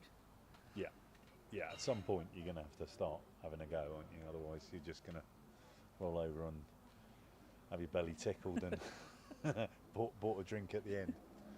The thing Rick and Louise got wrong when we played our mixed doubles is often they'd try and put a ball somewhere to lurk, but they didn't look, and very often they'd put it somewhere to lurk where we had a 1 foot rush to a wide position. Right. You might as well make it so that it's hard for them to rush somewhere wide. Yeah. Just ask the question a little bit. Yeah, and you might get something left sticking out. He's going very flat with black here. Generally want black around peg high. Yeah, so you want to have a go to have a good go through one, and then obviously the eye looks a bit strong, doesn't it? Red's a bit strong, black's. They're all strong. Yeah, so the normal squeeze black goes about peg high between 1 and 2. Yeah. You can take position. I've seen in Australia, if you take position even leaving the ball hanging out, I've seen one of the Aussies decide to try and hit it from peg high. Oh, right, okay. And lose Right. the next turn. So the standard thing is that'll go to the peg high, red will take position, black into corner 4. Yeah. And we'll join up eventually. Yeah, makes sense.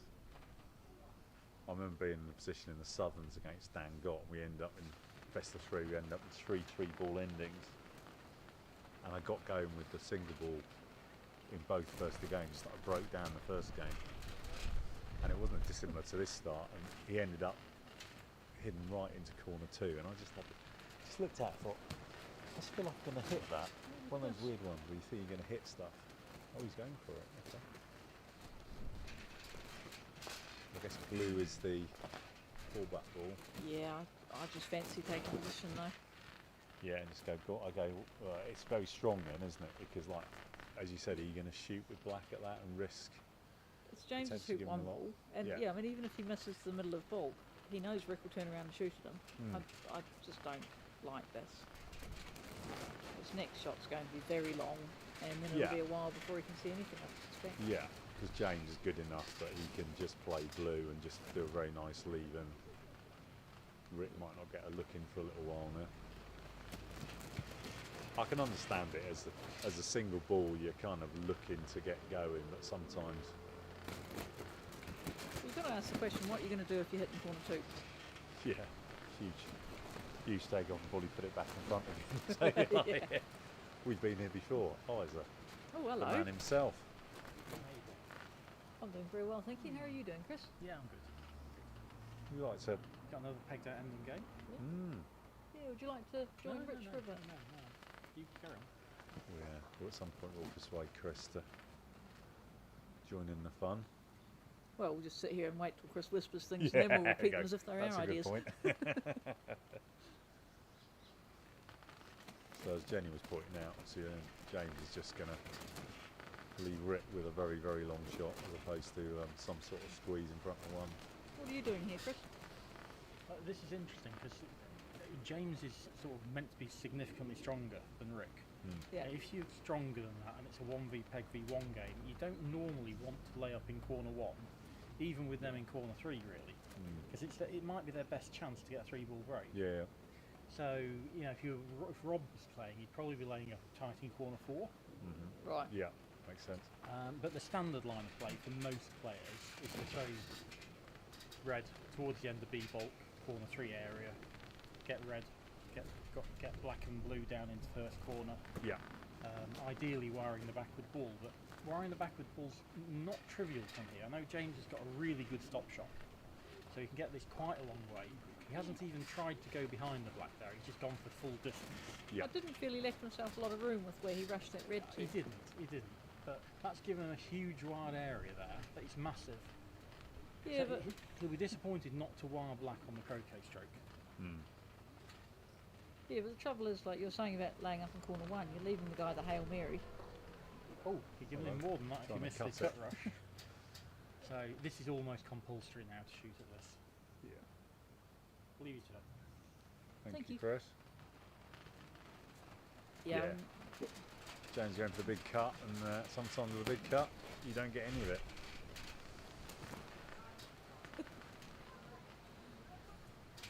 say, as Chris is pointing out, if Rick hits this, Hopefully he he's got isn't a lot. wired.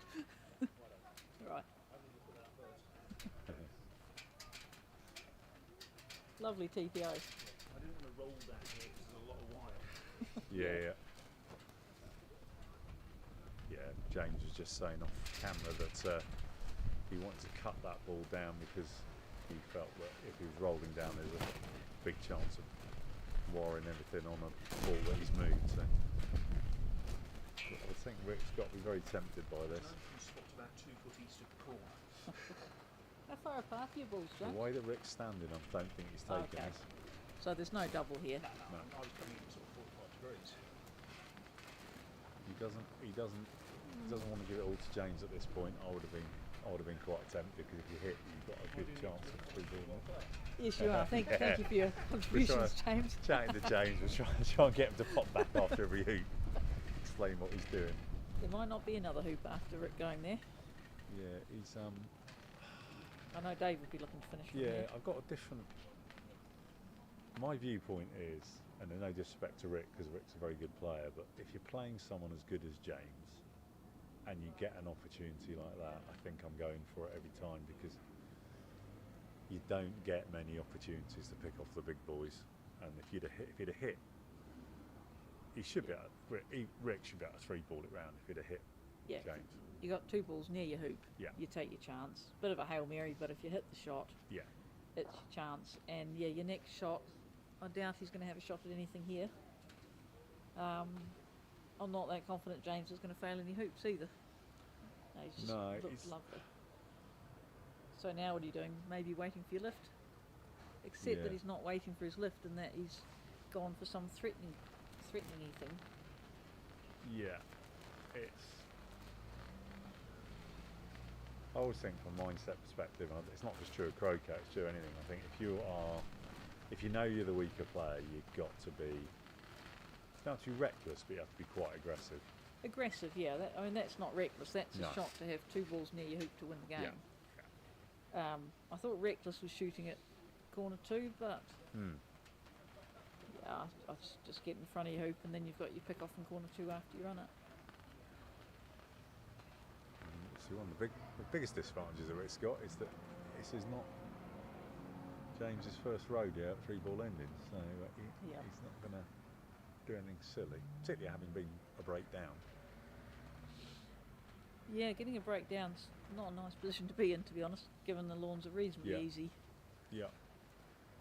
Yeah, it's interesting. Sort of the level that I play at, which that kind of weaker A-class stuff is like. I just don't think players generally, probably me included as well, pay enough attention to the openings, and particularly on lawns like these where it's good conditions, easy to make breaks.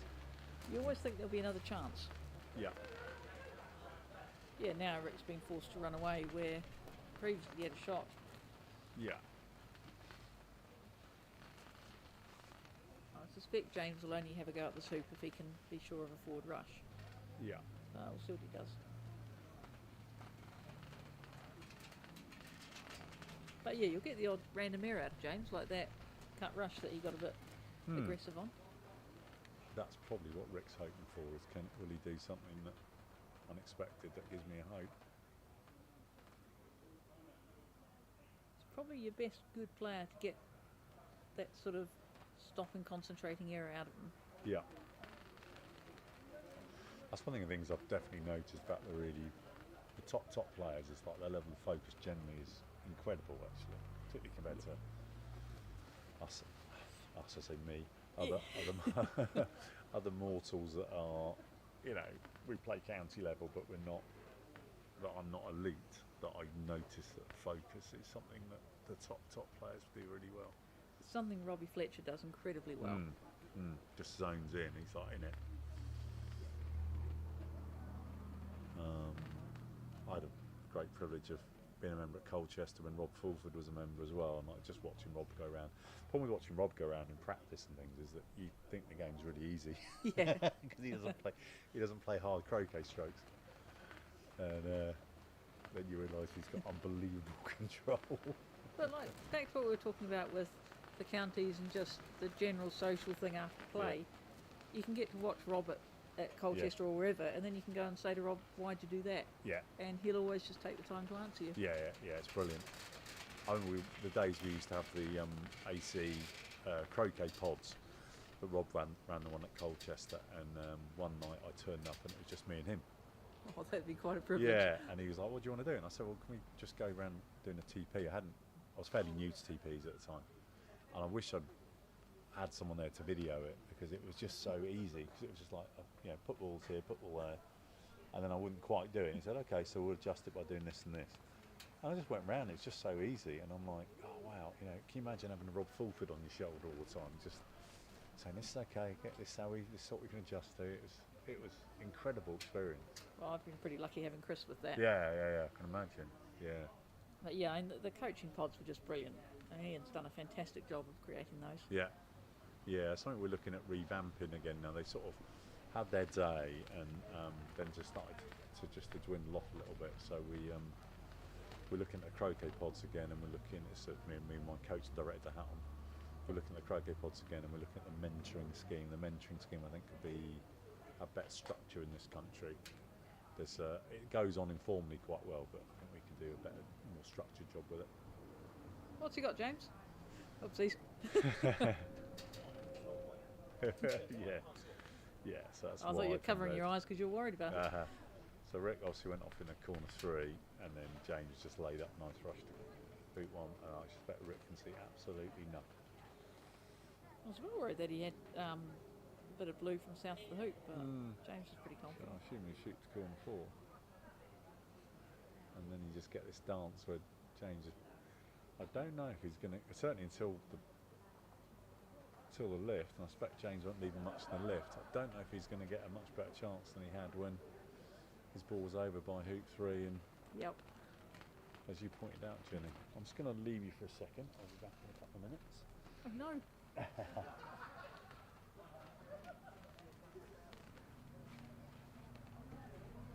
Yeah, so Rick's run away to corner 4 as far away from the break as he can, and he'll be looking to run away to corner 1 after the sweep, I suspect.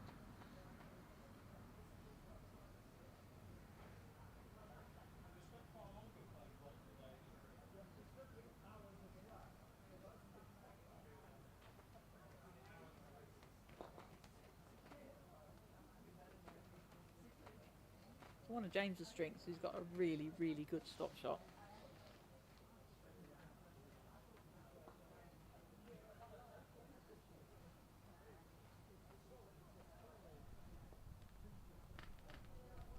So here he'll look to make some progress. He'll be happy to finish if he can, but if anything gets a bit uncomfortable, he'll probably just take a wide position and just retire and wait for a bit longer. He's a reasonably aggressive chap.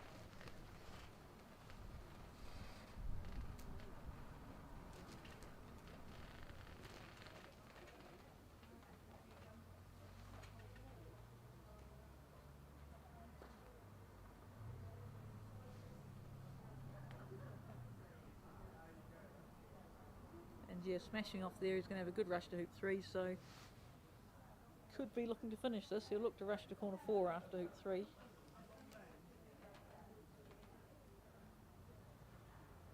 Well, looks like he's got the rush to corner 4 now, potentially.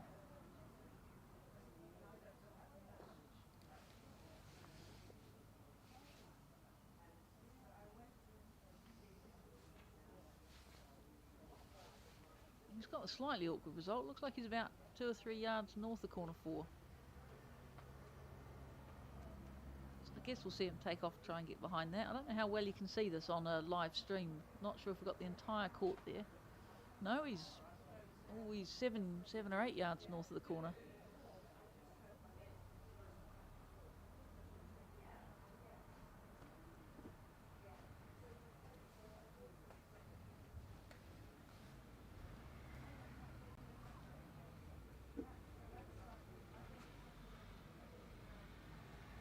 So it looks like Rick will get a shot, but we should be seeing red in corner 2.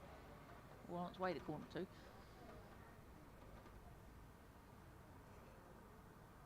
Standard wisdom here is you leave the in-lawn ball unwired if you can, and shoot off the other ball off a boundary wired, so that if they hit, they've only hit the in-lawn ball.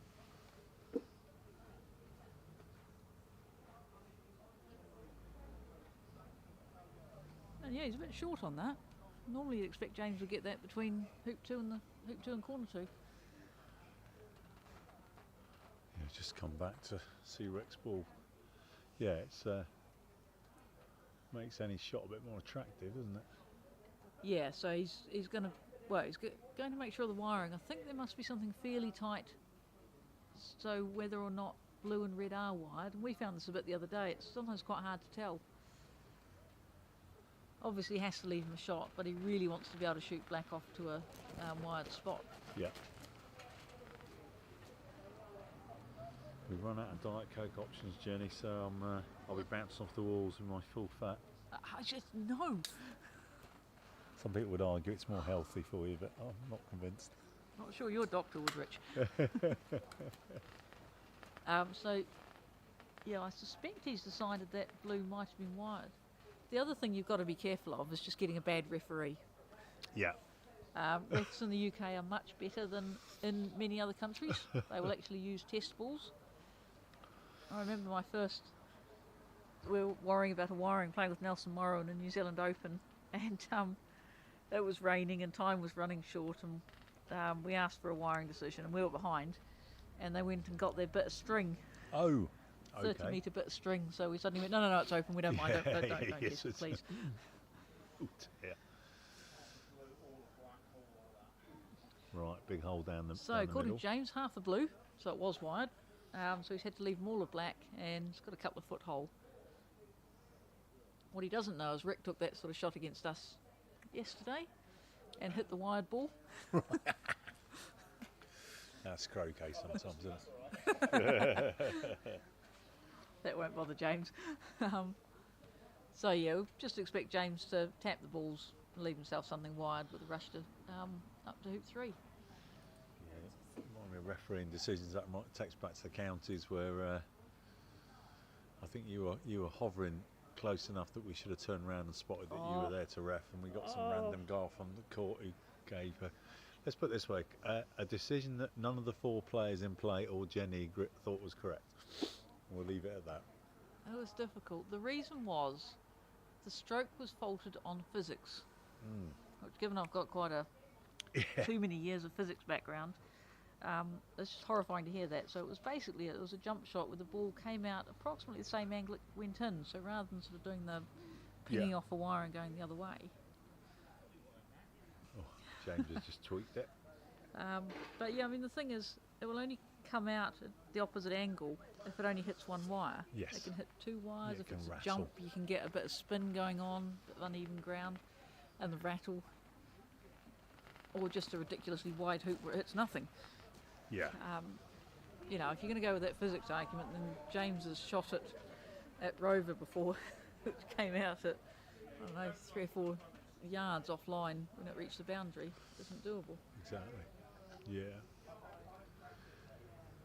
Yeah, was it, that particular shot, was my partner Nick Steiner played it, and it was it created a lot of interest because Dave Moorman finished his game and he was hovering around. And he was going, "Oh, what happened there then?"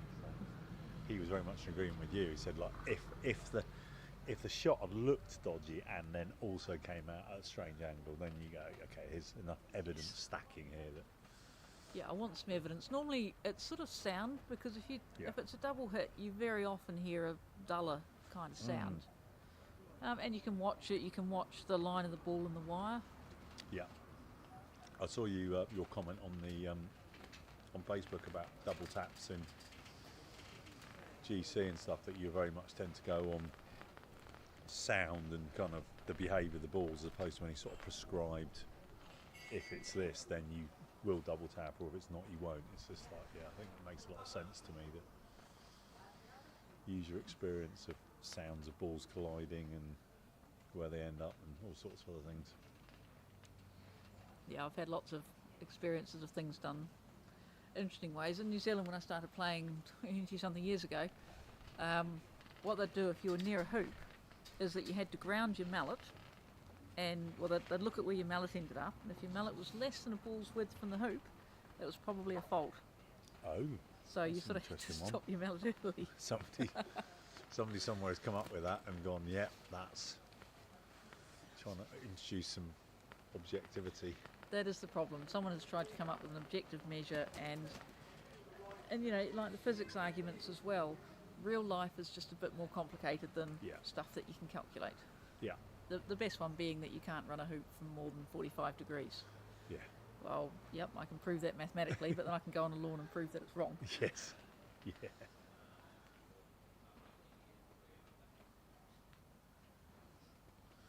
Right, James working his way round. So yeah, again, Rick's gone and hidden as far away as he could, which, it's the thing that wasn't far enough, but no, James is playing this very technically. Yeah. So, absolutely could have carried on with the break, but was like, no, I can get myself another wide position and set things up A1. The old rough James would have just gone for that. Yeah. He'd have just thrown blue forward and gone for a finish. It was with Rick in corner 2. That absolutely could have been a finish, but that was. You'll also notice Rick isn't really lurking halfway up boundaries waiting for a mistake from James, because if you want to lurk up halfway up a boundary, you're actually just throwing another ball into James's break, really. Yeah. As I say this, I think he's going to lurk halfway up the boundary. Yeah, good. I think he's starting to get to the point where he knows that James could potentially two-ball it around and finish. No, he's going for the corner. He's all right. Just coming a little bit out of corner, but yeah. You've got this far. You might as well force them to make one back, and it's not that easy to two-ball out left. from there.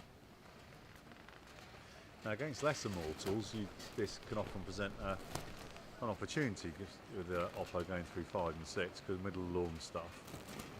But it's not really. That's not really relevant to someone as good as James. And if you're playing in a B-class event, you can just chuck another ball at them. Yeah. So they can break down off you. Yeah, it's very much understanding what your opponent's capable of. He's just taking the mickey here.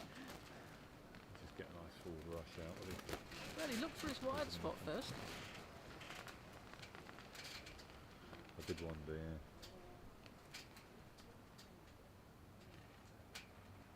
Whoop. Okay. Interesting, he didn't even look at red there. I thought he might have looked for somewhere to. I did wonder. to. Yeah, I did wonder whether he might go to red, which is a bit north of corner 4. Well, no, I thought he might just rush it somewhere wide, given his rush was it was just a westish. tap, wasn't it? He's just going to roll them up by the looks of it. Might as well. It's going to be a really long shot, and it is a shot to lose. Yep, I think I've over the years taken the shot to lose again against James a couple of times and lost. Yeah.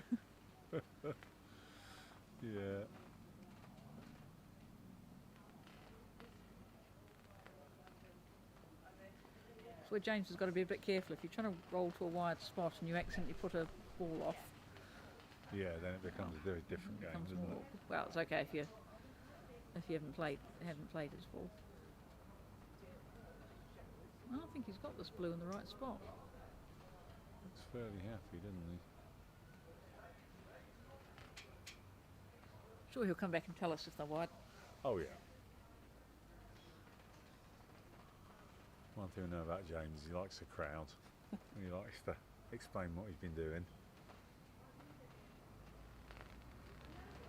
Another nice guy for chatting about things afterwards, though, and he'll just come up and tell you stuff that he spotted as well. Yeah, yeah.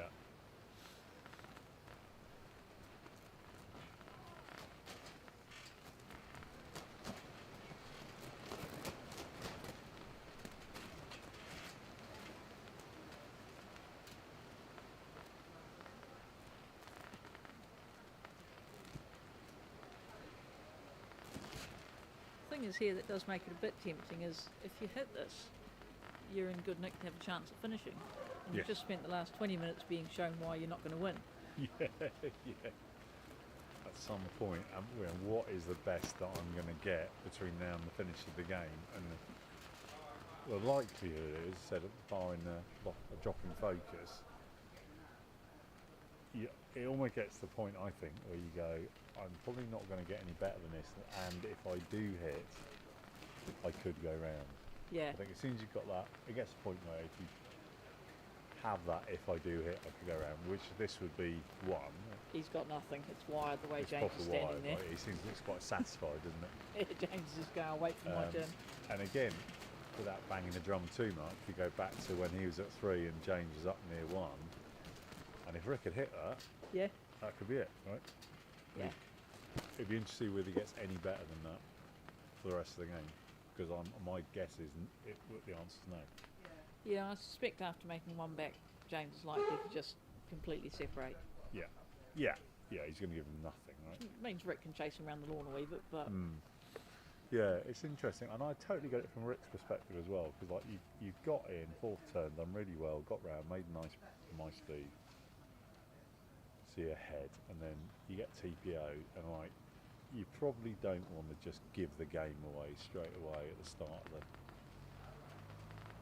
James' final go, but he might not get a better chance. oh, what have we got here though? That was a bit of a. James is still for hoop 6, is he? He's put the clip on hoop 6. I think so, yeah, that's right. He hasn't rushed to 6. That wasn't quite. Is he gonna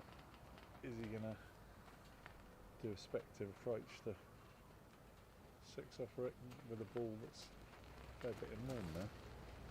Right. Is this a slight drop in focus? I don't know. I thought he might look for a wide spot or something. He didn't even go and look for that.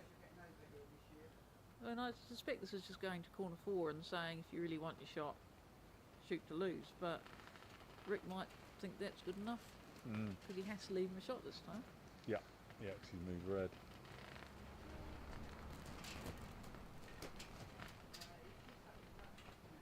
No, I mean, I'd just regard this as a chance. I mean, there's going to be 2 balls up at hoop 2.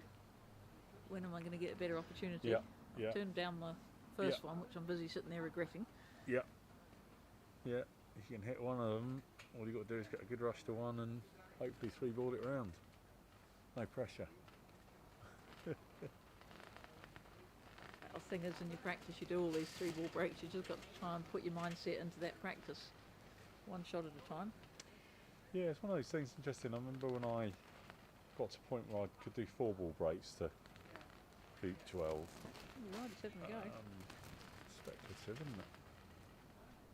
That was nearly superb. Pace was lovely, Ooh. just like a long angle. So red's very close to hoop 4. Yeah. I don't know what side or exactly where that is, but Just see what he's going to have a look, see what he can see. This could be awkward. But yeah, practicing those 3 ball breaks and practicing getting different rushes out of hoops and things once you can do that fairly well, gives you a lot of confidence for different games tonight. Obviously makes triples easier, makes 3 ball endings easier. I might go and have a look at that because I'm not sure what he can see there. He might have been in a position where he has to just put a ball that red can see, because you don't want red having a lift, because red could lift a B ball and be very close to blue. So I think James is going to have to put black somewhere that red can see it. Yep, that's exactly what he's doing. There's a small error. Ping, it's gone whizzing past that commentary position.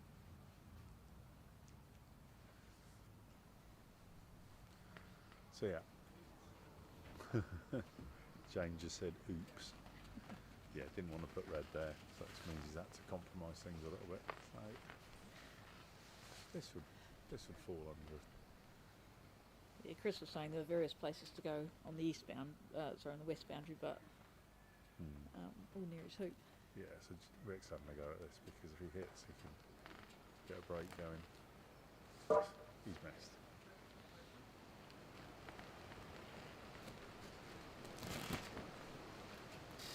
If that's rushable, Yeah. then that could be game over. It is. Yeah, I think that's probably game over now, isn't it? So what do you fancy doing if you'd hit black? Obviously you're going to roll off route 1. I would be trying to get some sort of, in my thumping it around the lawn skill level that I've got, I would have been trying to get some sort of rush up towards blue, send it to 3, and then maybe it'd be a take-off approach to 2, and then you've got sort of got a 3 ball break going, haven't you?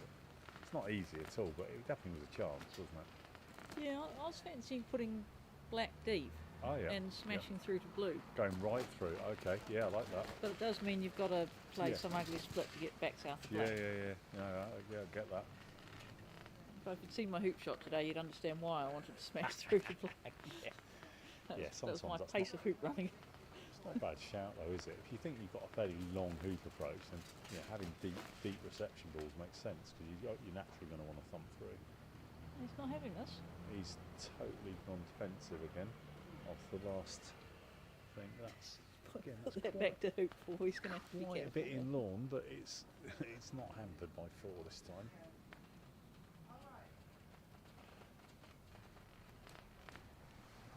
Yeah, this is the bit where he just does seem to be losing focus just a wee bit. Maybe not losing focus, maybe a bit unlucky, but that previous shot, you just put red nowhere near a hoop. You make sure that a Yeah. hoop can't be in the way. Yeah. It's just little things, isn't it?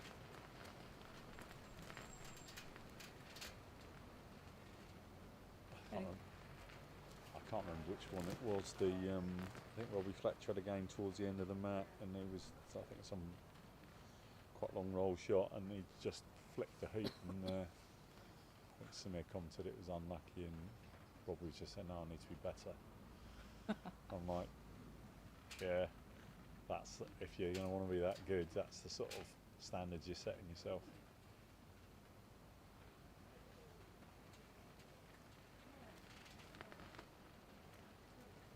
I think having had a little bit of a little scare there, I think James has gone back to being, okay, let me make it very, very hard for him to win.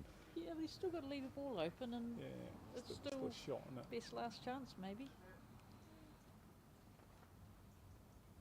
Don't know, it depends how much you fancy yourself off the short, having the shorter shot, Yeah, but not having all the balls. yeah. For me, this is going back to when I was played a few 3-ball enders. I think if Oppo's around your hoop or the next one, and you hit, it just gives you so much. So even though it's a very, very long shot, the rewards are huge. I think I'm taking this against James and not taking it against Rick. Yeah, we're just talking about playing the level of your opponent. Yeah, Jimbo's keep himself interested by engaging us in conversation. Yeah, absolutely. I think against a really top level opponent, I'm taking this every day of the week. He said he's been given a few bonus extra shots, but also he's not shooting brilliantly. Maybe just having to hit one shot to win. Yeah. Well, do a bit of work with a 3-ball break, but nice position to do it from. Oh, it's amazing how often that happens in croquet. You can go through big chunks of a game not shooting well at all, and then you just happen to hit one good shot, and it will change everything. It's hitting the 3-ball ending. Did that last year in the women's. Yeah. Held a foot. Hit it though. Yeah, you're taking that every day of the week, aren't you? I was grateful. I've had enough hill off that I'll take the ones that hill on. Yeah. How well has he done here? He's not got it to red. Oh, that's not got very far, is it? Yeah, that's it. It foreshortened, it looked good, but then it's gone off the boundary quite a long way short of red, so that makes it a bit more challenging because he's got to. Suddenly all those lovely rushes that we saw before. Yeah.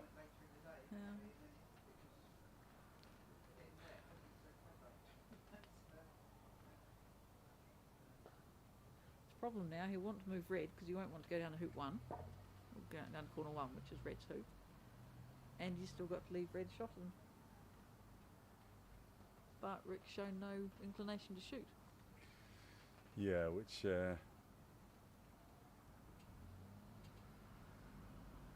sometimes I do wonder if again, it's difficult because against the top players you can give away everything in one shot, but if you kind of start, in this case I think James is being heavily given the indication that Rick's not going to take anything unless he has to. So that does make James's job a bit easier because he's fairly certain, unless he leaves something short, that Rick's not going to take it.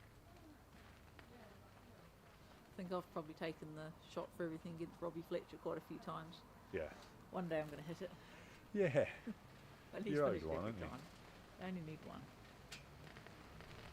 So yeah, there, he's been a bit careful to make sure he's not ended up south of his one.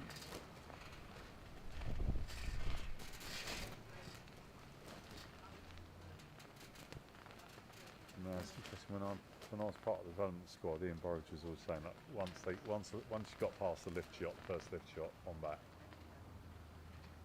you're starting to get to the point where you really just have to shoot, because good players can just finish, can't they? It's just like, it's not. Yeah. Good player can do, 4, 5, 6 hoops, 2 ball in it fairly easily. Well, coming up, yeah, I mean, rushing 3 back to 4 back can be a bit of a challenge sometimes. But yeah, if you're not shooting at things after 1 back, you might suddenly find you're wired, and then they're finished. Yeah, and you're thinking, oh, Yeah. maybe I should have had a go at something. It would have been, I'd like to wind things back and have a shot at something. Yeah. And again, we haven't seen a better opportunity than the very first one. Yeah. There was that half a chance when Britt was shooting into corner 1 here, and James made the error placing red too close to hoop 4, but apart from that, even then if it had hit, it wouldn't have had an easy start. That looks like a man going to corner 4, really, doesn't it?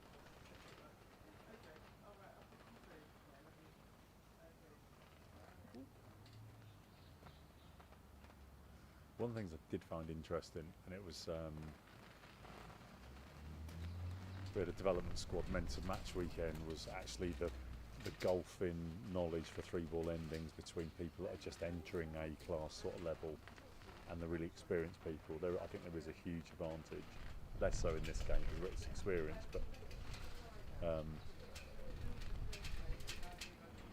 was thinking about something a bit different. Corner 3.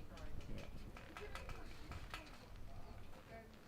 So just slightly increasing the aggressiveness of his thoughts, but that was very close to the peg, wasn't it?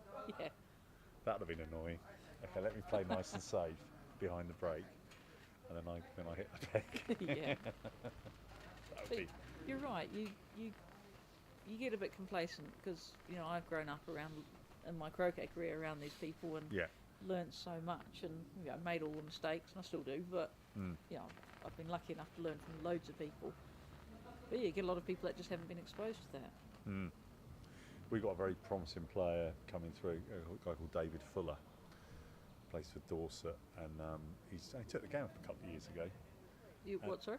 He only took the game up a couple of years ago, and he's already -1.5, and he's on his way to -2. I've seen he's had some results. And we had a great opportunity to do a 3-ball ending. He had the 2 balls, I had the 1 ball, but it was good because we decided, this was Phil Erdley, who runs the dev squad, to allow mentoring within a game. So actually it was good because then we could talk through, okay, what am I thinking, what are you thinking, and then so that was a very good learning opportunity for him. But he's at the stage now where he's tripling for fun. He's doing, I think out of the 6 games he had 4 TPs, 1 TPO, and the other one should have been a TP. Well, and that's someone that's going to benefit if those pods start being reactivated, because suddenly you can start looking at 6 tuples. He's good enough, and he's an absolute sponge as well. So I love being around people like that. I just so want to learn the game. Yeah. Right, so James nicely through 1 back, a nice rush to 2 back as well. Yeah, we'll see how far he chooses to go. I think he'll just keep going while he's got control, and he's got some very nice control here. Yeah, this is the thing, isn't it? This is where you think, how many opportunities am I going to get now? Because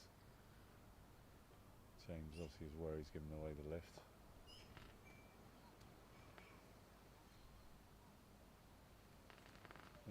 Backs off, bit of wind. Annabelle's coming past the point, looking happy. Find a Pims, I might have joined her. Didn't exactly whiz through 2 back. That would have been, that would have stuck, that would have potentially given Rip the game, but it didn't. So Sticking in there wouldn't have been pretty. no, places to fail out. That would be one that you wouldn't choose. So yeah, now he's got this nice position of how do we get our balls away from the boundaries. Yeah.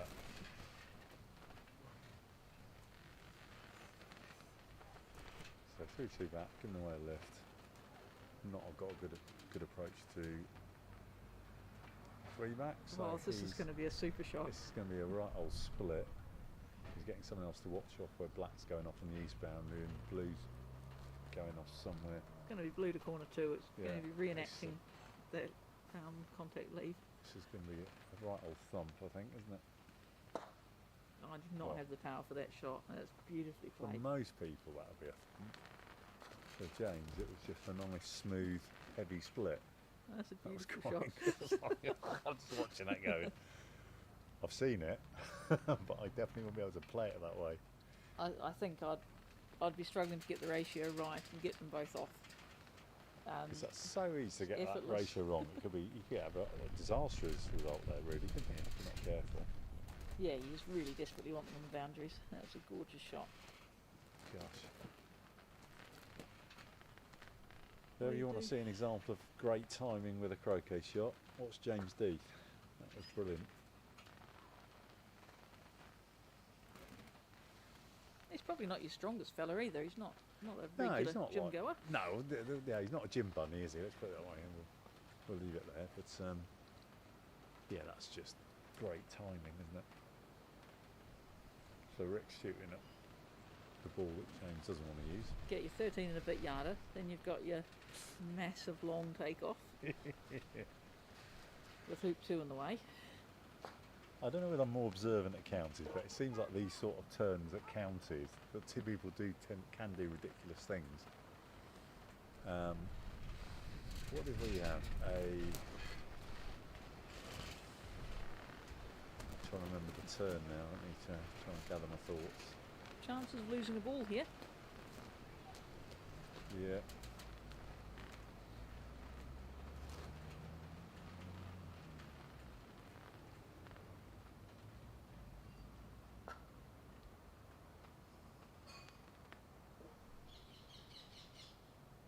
That's right. I'm not recording the counties turn that I played Yep. with Nick Steiner against. Trying to remember who it was against. Was that this year? It was this year. It ended up being a 2-ball ending. We were only on hoop 4, and Popo was a long way ahead, so we needed something spectacular. So I had a similar shot to what Rick just had, which is like 13 yard, whatever. I hit that.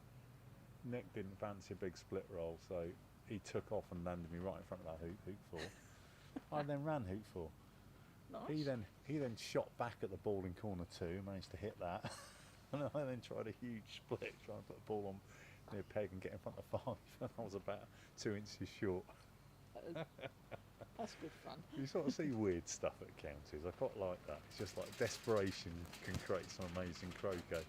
There's some absolutely heroic turns, I think, for Lancashire. Yeah. It might have been Yorkshire, where you kept my lot, Oxfordshire, up. Just some amazing, 3-ball turn on time. Yeah. Previous year, myself and Aston were playing Oxfordshire, and we did some heroic final turns. We thought was staying up in the end. It didn't matter because of different counties falling out and stuff. But yeah, it's funny when desperation kicks in. It's amazing what's possible with balls in all sorts of weird places. And well, that's the thing you have to realise when you take a shot, and I've done it before, where you go, I'll just do one more risky thing, but then I'll play properly and conservatively because I'm leading and I'm the better player and I'm probably going to win. And sometimes they just take their last opportunity. Yes. And even if it's a weaker player, they've still got the physical capability to play most of these shots. Yeah, exactly. Just a lower percentage. Alright, so Rick's off for the... I think I'm taking this. What's he got? Right across the lawn. but- James has got rush to 3 back. Just fancy him finishing, don't you? Yeah, I think you get to a point where you go, Oppo's going to finish with his balls, and then you've just got to go for it. Always watching this.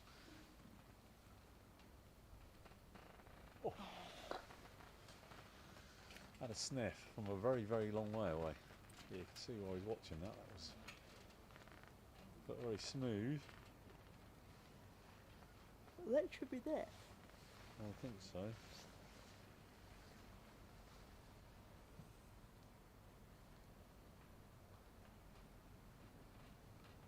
to the cinema tonight, so I've got to make sure that I don't get too engrossed in the croquet. But What are you seeing? it's something called Bad Boys. Got Will Smith in it. It's probably Bad Boys 4, I think, isn't it? Yeah, Bad Boys.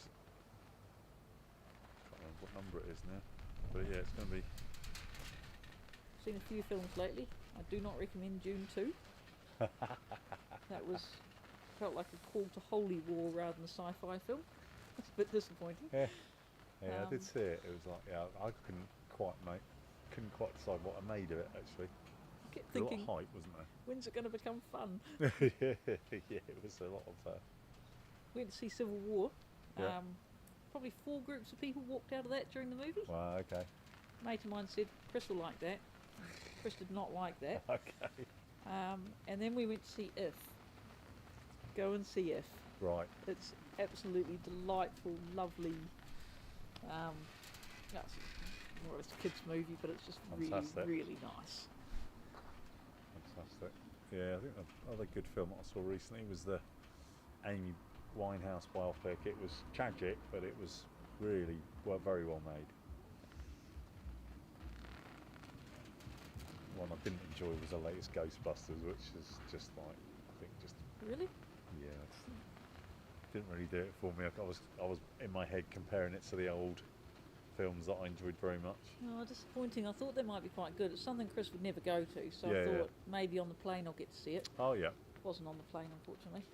that is, I'd say that is one of my most common ways of watching films these days when I'm flying. Ooh, he's overrun it. Is he got right on top of red? Yeah. That was To the cute. side. He's not happy. He's grimacing. It's a Jimbo grimace. He's still really sweet when things are going wrong. Yeah, I don't really see getting.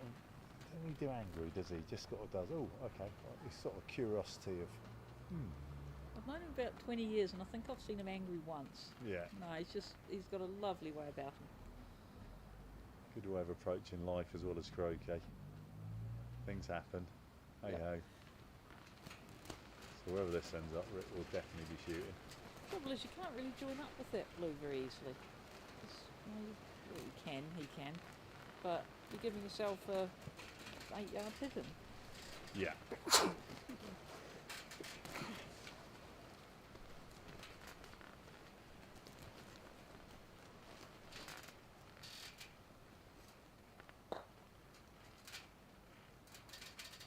So I did try watching. Was it The Expendables Oh right. Yeah. #1? And I was just so bored with it after about half an hour on the plane. I just gave up on it. Yeah. I do think Hollywood is sort of, some of it is guilty of falling a little bit into a sort of template type stuff where you sort of see this first 5 minutes, you kind of know what's going to happen. Yeah. You know what, you get paid an awful lot of money, you can come up with something a bit more original. Well, that's why If was so good. And, Yeah. bits of it, you go, okay, this is what's happening. But it was just delightful and fresh. Yeah, lovely. So, I think James is of the opinion that if Rick hits something, let's not give him very much, and I'll regather myself. It's quite interesting. He's chosen to leave blue wired and Yeah. leave black open. So Yeah. he's maximised the distance, but he's not wired the boundary wall. So if Rick hits this, he is going to get a break. Yeah. I was very surprised he left black open there. Equally, Rick's got a completely playable line to go about 11 yards east of corner 2. Yep. Yes. Generate a shorter shot next turn. Yeah. So there's always going to be something there. What would you be telling him to do then? Given that he's now out of earshot. I think I quite like this 11 yards east of corner 2 because I think blue will move to corner 4. Yeah. But if he fancies a big croquet stroke, that's fine. Otherwise, I don't think there's anything wrong with the shooting. Yeah, he's turned down a lot of shots so far.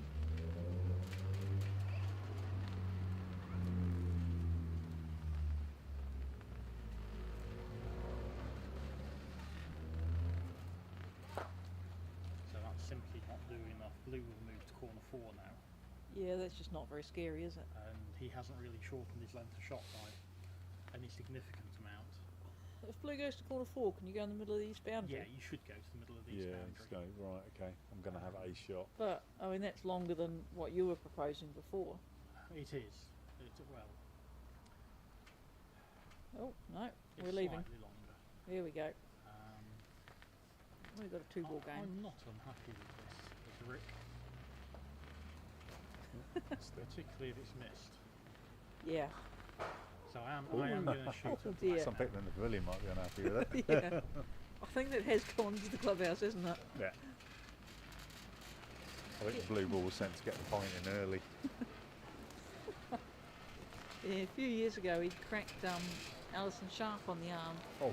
I think it flew up and I'm not sure she went to protect herself or catch it or what happened. Right. But yeah, she got caught on the wrist. It's going to be painful. And we come back again to that early position where he had a shot from feet 3 at James's balls, and he's not really had anything better since, has he? That was a shocking contact that James got on blue there. Didn't sound or look good at all, did it? And yeah, it's a fairly common thing to get a umpire to watch and see if it hits the peg, if it just flicks it. Yeah. So that'd be more common in Southern Hemisphere, or is it? Yeah. Yeah. Oh, in Australia they've gone for a thing called supervising referees, Okay. which are an awful concept, let's be honest. So basically, here with the 6 lawns being used, Yes. you maybe have 2 or 3 supervising referees. They've got a Okay. couple of lawns. They can come on whenever they fancy. Oh. So All right. you've got a 1-footer at a ball in the jaws of a hoop, and suddenly you've got a fella in a day-glow jacket standing next Hovering. to you. Hi, mate. Here, what are you doing Can I here? get you in here? I'm still at a stage where I'm quite enjoying being a newly qualified ref and getting on and using my skills. I'm on the database officially yet. But, Oh, off to Australia with you. I enjoy. I found it a very interesting experience actually doing the referee's course. It was. I We've discovered haged that. I discovered that my. No. Quite a way off. Yeah, I discovered that my written answers were a little longer than they were looking for. Comprehensive, I'm going to call it. That was not one of Rick's better efforts, was it? Yeah. Yeah, I mean, the shots I hate refereeing the most, and I dragged Chris out to do today. They've got a shot, but there's a hoop in the way of hitting the striker's ball, potentially hitting the striker's ball to the other edge of the target ball. Sure. Yeah. And the carrots are up, so you couldn't put the ball there easily. Yeah. Yeah, they are. Yeah. So yeah, traditionally what happens is I'm better at the wordy questions, Yes. because Chris kind of makes up answers occasionally that feel right. Yeah, kind of And- intuitively on. He is far better on the lawn. Yeah. The most interesting one I had at the counties was it's actually one of your teammates, Jordan, was trying to play a croquet shot and the peg was leaning and was hampering the shot, and he said, "Can I straighten it?" I said, "Unfortunately, not at this moment. No, it's." Oh, I lined up a 7 or 8 yard peg out for Chris yesterday, and the peg was on a lean. So I'm busy lining it up, going, okay, well I can see where the peg is up high, but where are these balls relative to the base of the peg? Yeah. There is an interesting one though. Did you know that if you can see that the peg is, say your opponent's doing a diagonal spread, you can see the peg's on a lean, and you can see if the peg was straightened, you might have a better position, Yeah. provided you ask for that peg to be straightened before your opponent finishes their turn. Oh, yeah. It can be straightened. Nice, I like that. The operator can ask for a peg to be straightened at any time. So you need to be diligent and see if that could be to your advantage before the final shot of their turn. I like Yeah. that. As they rush over there, you suddenly go, excuse me. I found actually just generally just doing the ref's course was, I could see it be useful for my game, just understanding things a little bit better. I think one of the one of the ones where you're going through a hoop and there's a reception ball quite tight beyond the hoop, and so if you can just turn that into like around the hoop and doing a rush, then you don't have to worry about any sort of double tappy push shot type thing. That's something I hadn't really thought of before, and I think just generally just knowing knowing the laws a bit better is useful as a croquet player. Yeah, and if you're a B or C class player, doing a refs course is a really good idea. And when I learnt to play, Ian Plummer taught me to play and just encouraged us to become referees. Yeah. Because one of the things, especially at B and C class, is you can protect yourself from an opponent who thinks they know the rules. Oh, yeah, good shout. Yeah. That's interesting. Rick sat down on the bench. I won't say he's looking defeated, but he's looking... No, James isn't finishing. Well, No, he's not going to finish on this go, is he? He might be, because he can take off to red and Yeah. try and finish, but he's got his defensive blue. Well, it's tricky because, like, you know, James, as we probably expected, James hasn't given him a lot. But I wonder what Rick's thinking in terms of where would I have made a different decision. And I think it probably was right early on. And I think that previous turn, James has shown his intentions to just get rid of blue if the Yeah. opportunity arises. Yeah, because it's such a golf and clip position now that. And again, if I was playing someone really, really strong and they were on one, then that's not as an appealing option. But some players are very good at one ball. So Tell you what I think would be interesting for a pod. I don't know if there is one. I can't. I did look at a lot of them. Yeah. Is to have a session looking at promotions. Oh, okay. Yeah. There are some. Oh, Chris played some fantastic promotions. Even in open field, he found opportunities.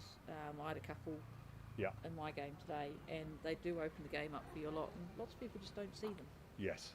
or how to avoid leaving your opponent Yeah. a promotion. Yeah.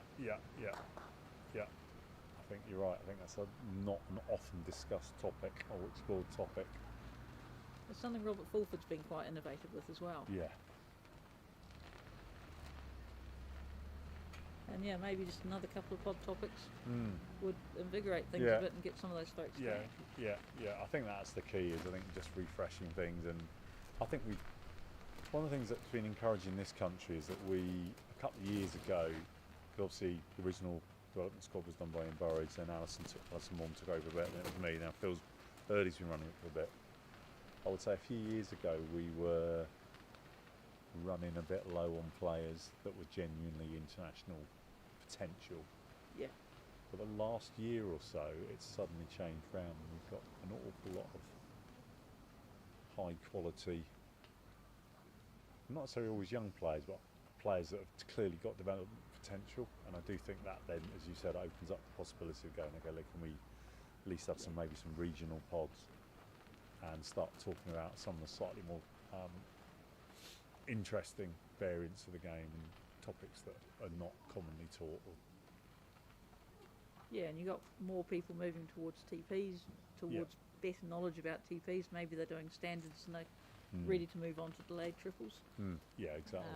A lot more players I'm seeing through the counties, people like Jordan and Sophie, who can realistically be looking at doing TPs and expecting to finish them.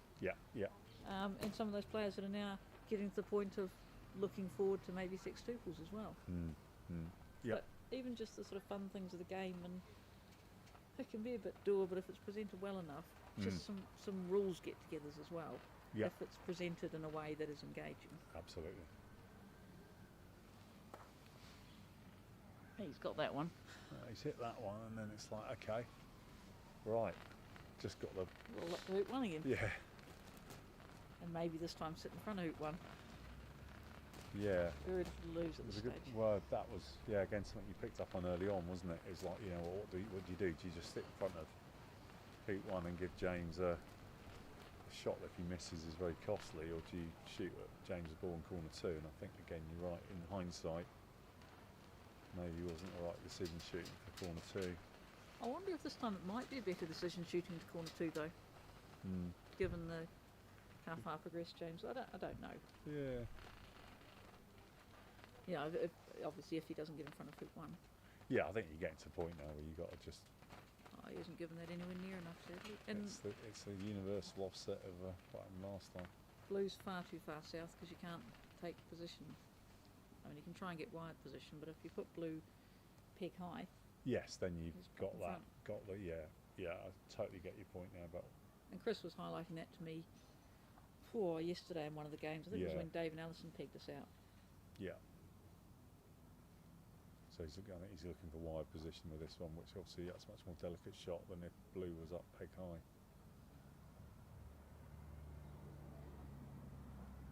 Yeah, it's also not guaranteed now. That's blue off the lawn now. He had to get a bit of angle, and it then wasn't guaranteeing being able to run it through to the north boundary. Yeah, James is all over this.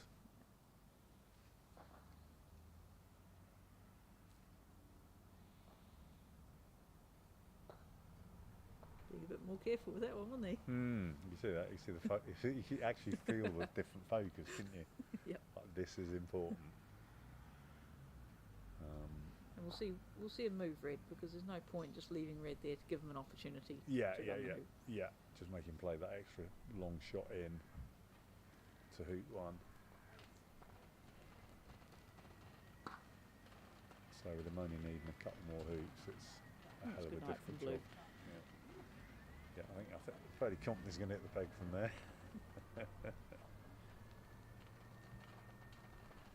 There was a McRob game. I don't know if it was. It was when Chris was playing for England, I believe, where he beat the Kiwis from something like this position where he was the hoop one ball. Gosh. So it certainly can be done, and you threaten them a bit, and it was in a difficult lawn. Yeah. Maybe it wasn't. No, it must have been the New Zealand Open, because it would have been at the time Chris was playing for New Zealand. Right. It's going to be, obviously the top players, it's doable, right? But it's a hell of an effort. Got to threaten this and get in front. That's actually pretty good judgment from Rick there. Yeah, you're playing the top few in the world, not, Robbie, Paddy, Robert, obviously, Reg, James. You're not guaranteed to win from here. Yeah, exactly. Yeah, don't give them a sniff of a break. Alright, so Rick's chance here if he come through and have some sort of shot of black. Some sort of short shot by the look of this too. Come on, Rick, give him a scare.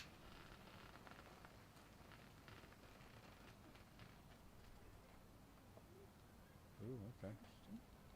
I was interested he didn't seem to stalk that, so Yeah, that taking position does explain it. yeah. So he's Jimbo's having a go at this by the looks of it. Unfortunately, Jim's actually in front of his hoop. If he runs this, it's down to red, I reckon. Yeah. That's a good shot. Okay. Well, didn't really feel there was a lot of doubt about that. He just you could see him walk up to it going, for most of us it'd be like, Oh, he's disappointed. He's going to have to shoot it red here. He's got about half of it. He's got all of red. It's technically wide, but I'm not sure he can see Rover. No, I think he was hoping he'd have some sort of thrash at Rover, but Now he's moving the crowd. He's going to have an absolute hammering at Rover. this is not going to be a roll up. My first golf croquet worlds, Ahmed Naz was telling the crowd at the other end to move. Yeah. I was standing there, what's going on here? I wasn't used to that sort of power. This is going to be hit very hard. Back playing golf croquet for Glamorgan this year, so I've played for a couple of years. So Excellent. What division? 2, so yeah, nice easy intro hopefully. See you there, buddy. All right. Yeah, unfortunately, I think it's a Lincolnshire team Yes, coming up. yes, got some talent I've heard. A few kids in the team. Yeah, those of you that don't know, there's this super team being formed of, let me get this right, so it's Aston Wade, Ewan Burridge, Callum Johnson and Richard Bilton, is that right? I think so. Didn't know Richard was the fourth one, but yeah. So there's a reasonable amount of talent in there. Unfortunately, every new team has to start in Div 2. Div 2, so I will be enjoying being beaten up by the youngsters. We can have some nice even competitions in the rest of it. Yeah, it's a nice weight from Rick, actually, rolling up to that's a 2. very nice shot. Lovely shot. Yeah, very controlled. This is good. I mean, if he can get in front of hoop 3 with his Yeah. next shot, it's a big Yeah. thing to achieve. Yeah. Suddenly James is going, Yeah. it's a bit annoying. Yeah, that's the key. Is you just get James a little bit frustrated. That's why This is where Chris did well against the Kiwis, because if you can get someone who's a bit defensive, who's Yeah. on the middle hoops, they're sort of going, well, the wisdom is I don't go in front of my hoop here, and I don't go in front of my hoop here. And Yeah, you can almost Oh, talk hang yourself on. out of everything, can't you? Yeah. yeah, Suddenly they're Oppo's around 6 or 7 hoops, and yeah, and then they just have to hit something, they have got a chance Yeah. on the break. so obviously Rick be hopefully getting in front of 3 here and threatening, running through and Oh, it's picking good. up It's a James. really good shot. It's nice and smooth. It's a super shot. Yeah, very good. I think I heard some applause from around the corner. He's not given up yet.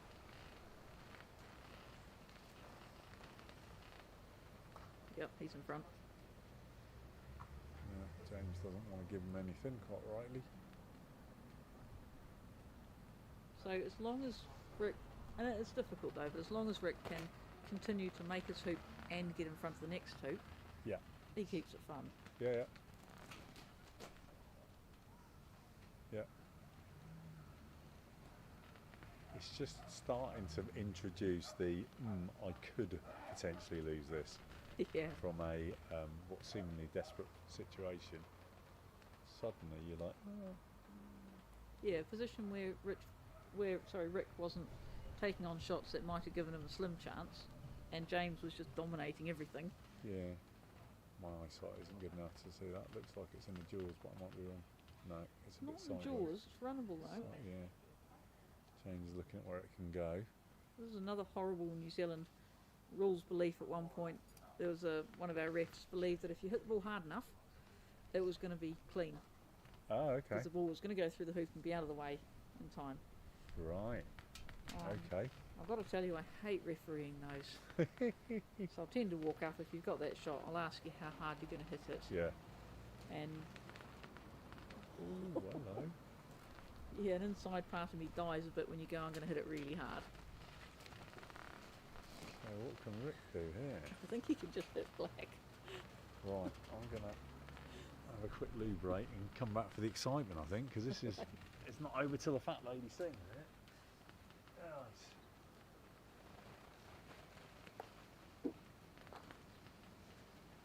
Nice to see James seeing the humour in this. Rick's certainly got the experience and the hoops are big enough. Lawn conditions at Surbiton here are beautiful.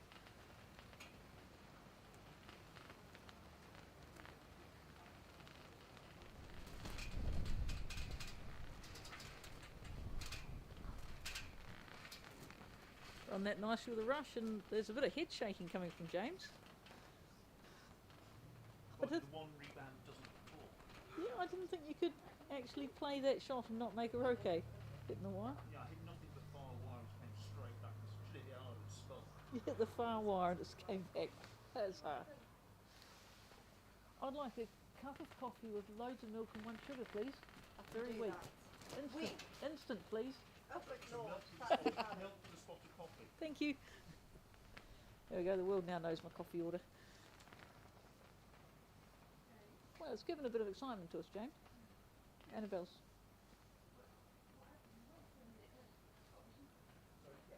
So he's rolled black deep so he can thrash through hoop 4. He's rolled it very nicely. He'd be very unlucky to get a bad wick.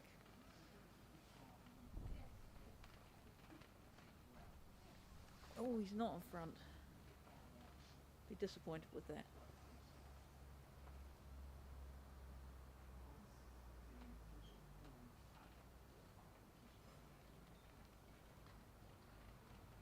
That's a shame. That was getting quite exciting.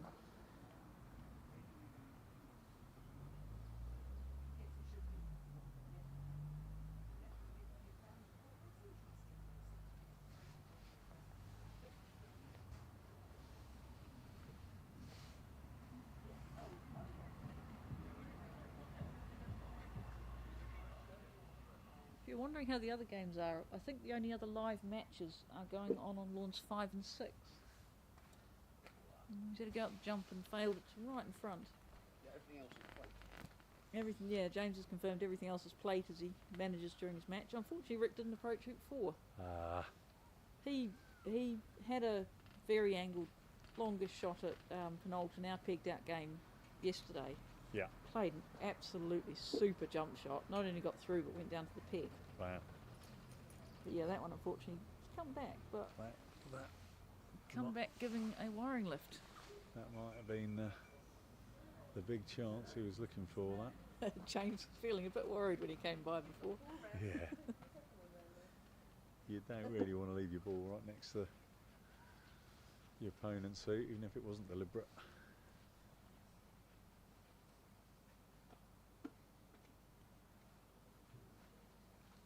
How's that?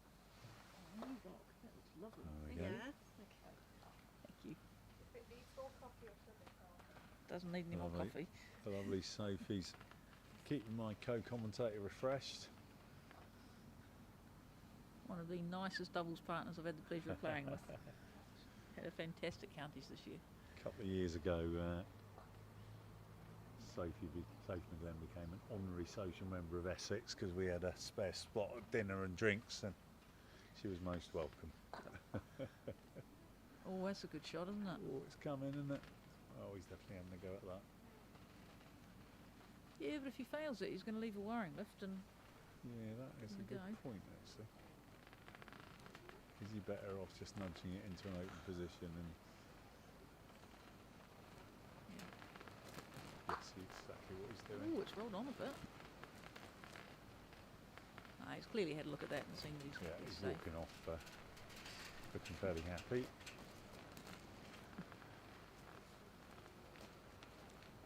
It's quite interesting. You can talk to James when he's yeah, in the middle of a match and he's come off the lawn, and not only can he tell you everything that's going on with his lawn because he's quite relaxed and happy, Yeah. he can tell you what's going on at the rest of the venue as well. Yeah, he's clearly got that sort of brain where he can just assimilate and hold multiple croquet matches in his head at once.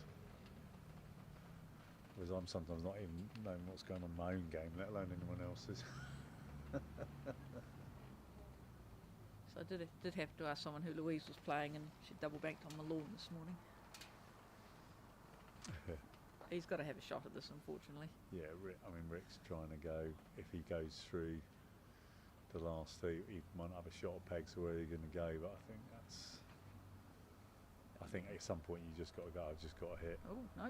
No, because Jimbo's just going to go as far away as possible. I think from this. Go, then.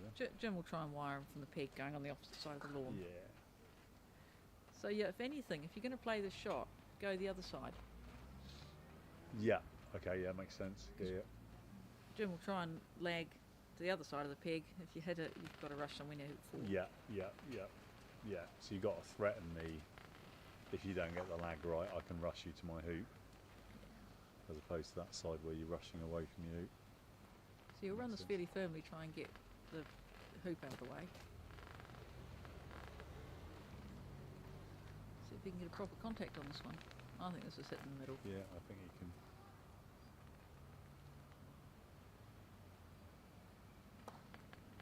Yep. Wallop. Well played, James D.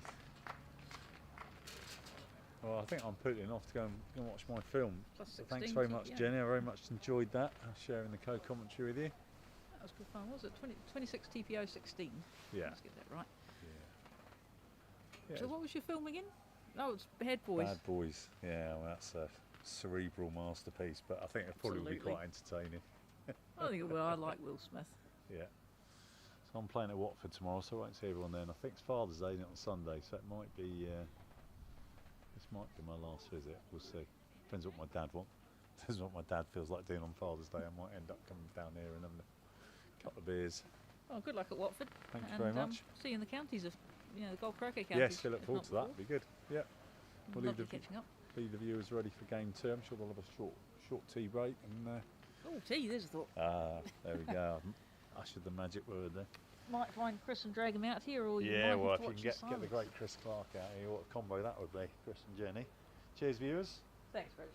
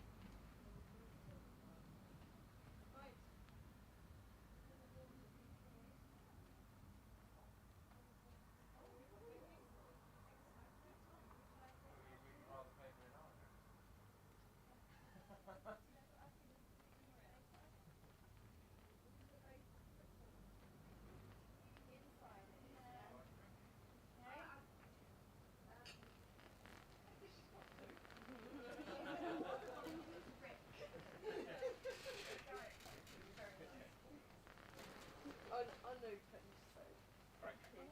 takeaway. I'll wait until the caffeine and then I'll get that.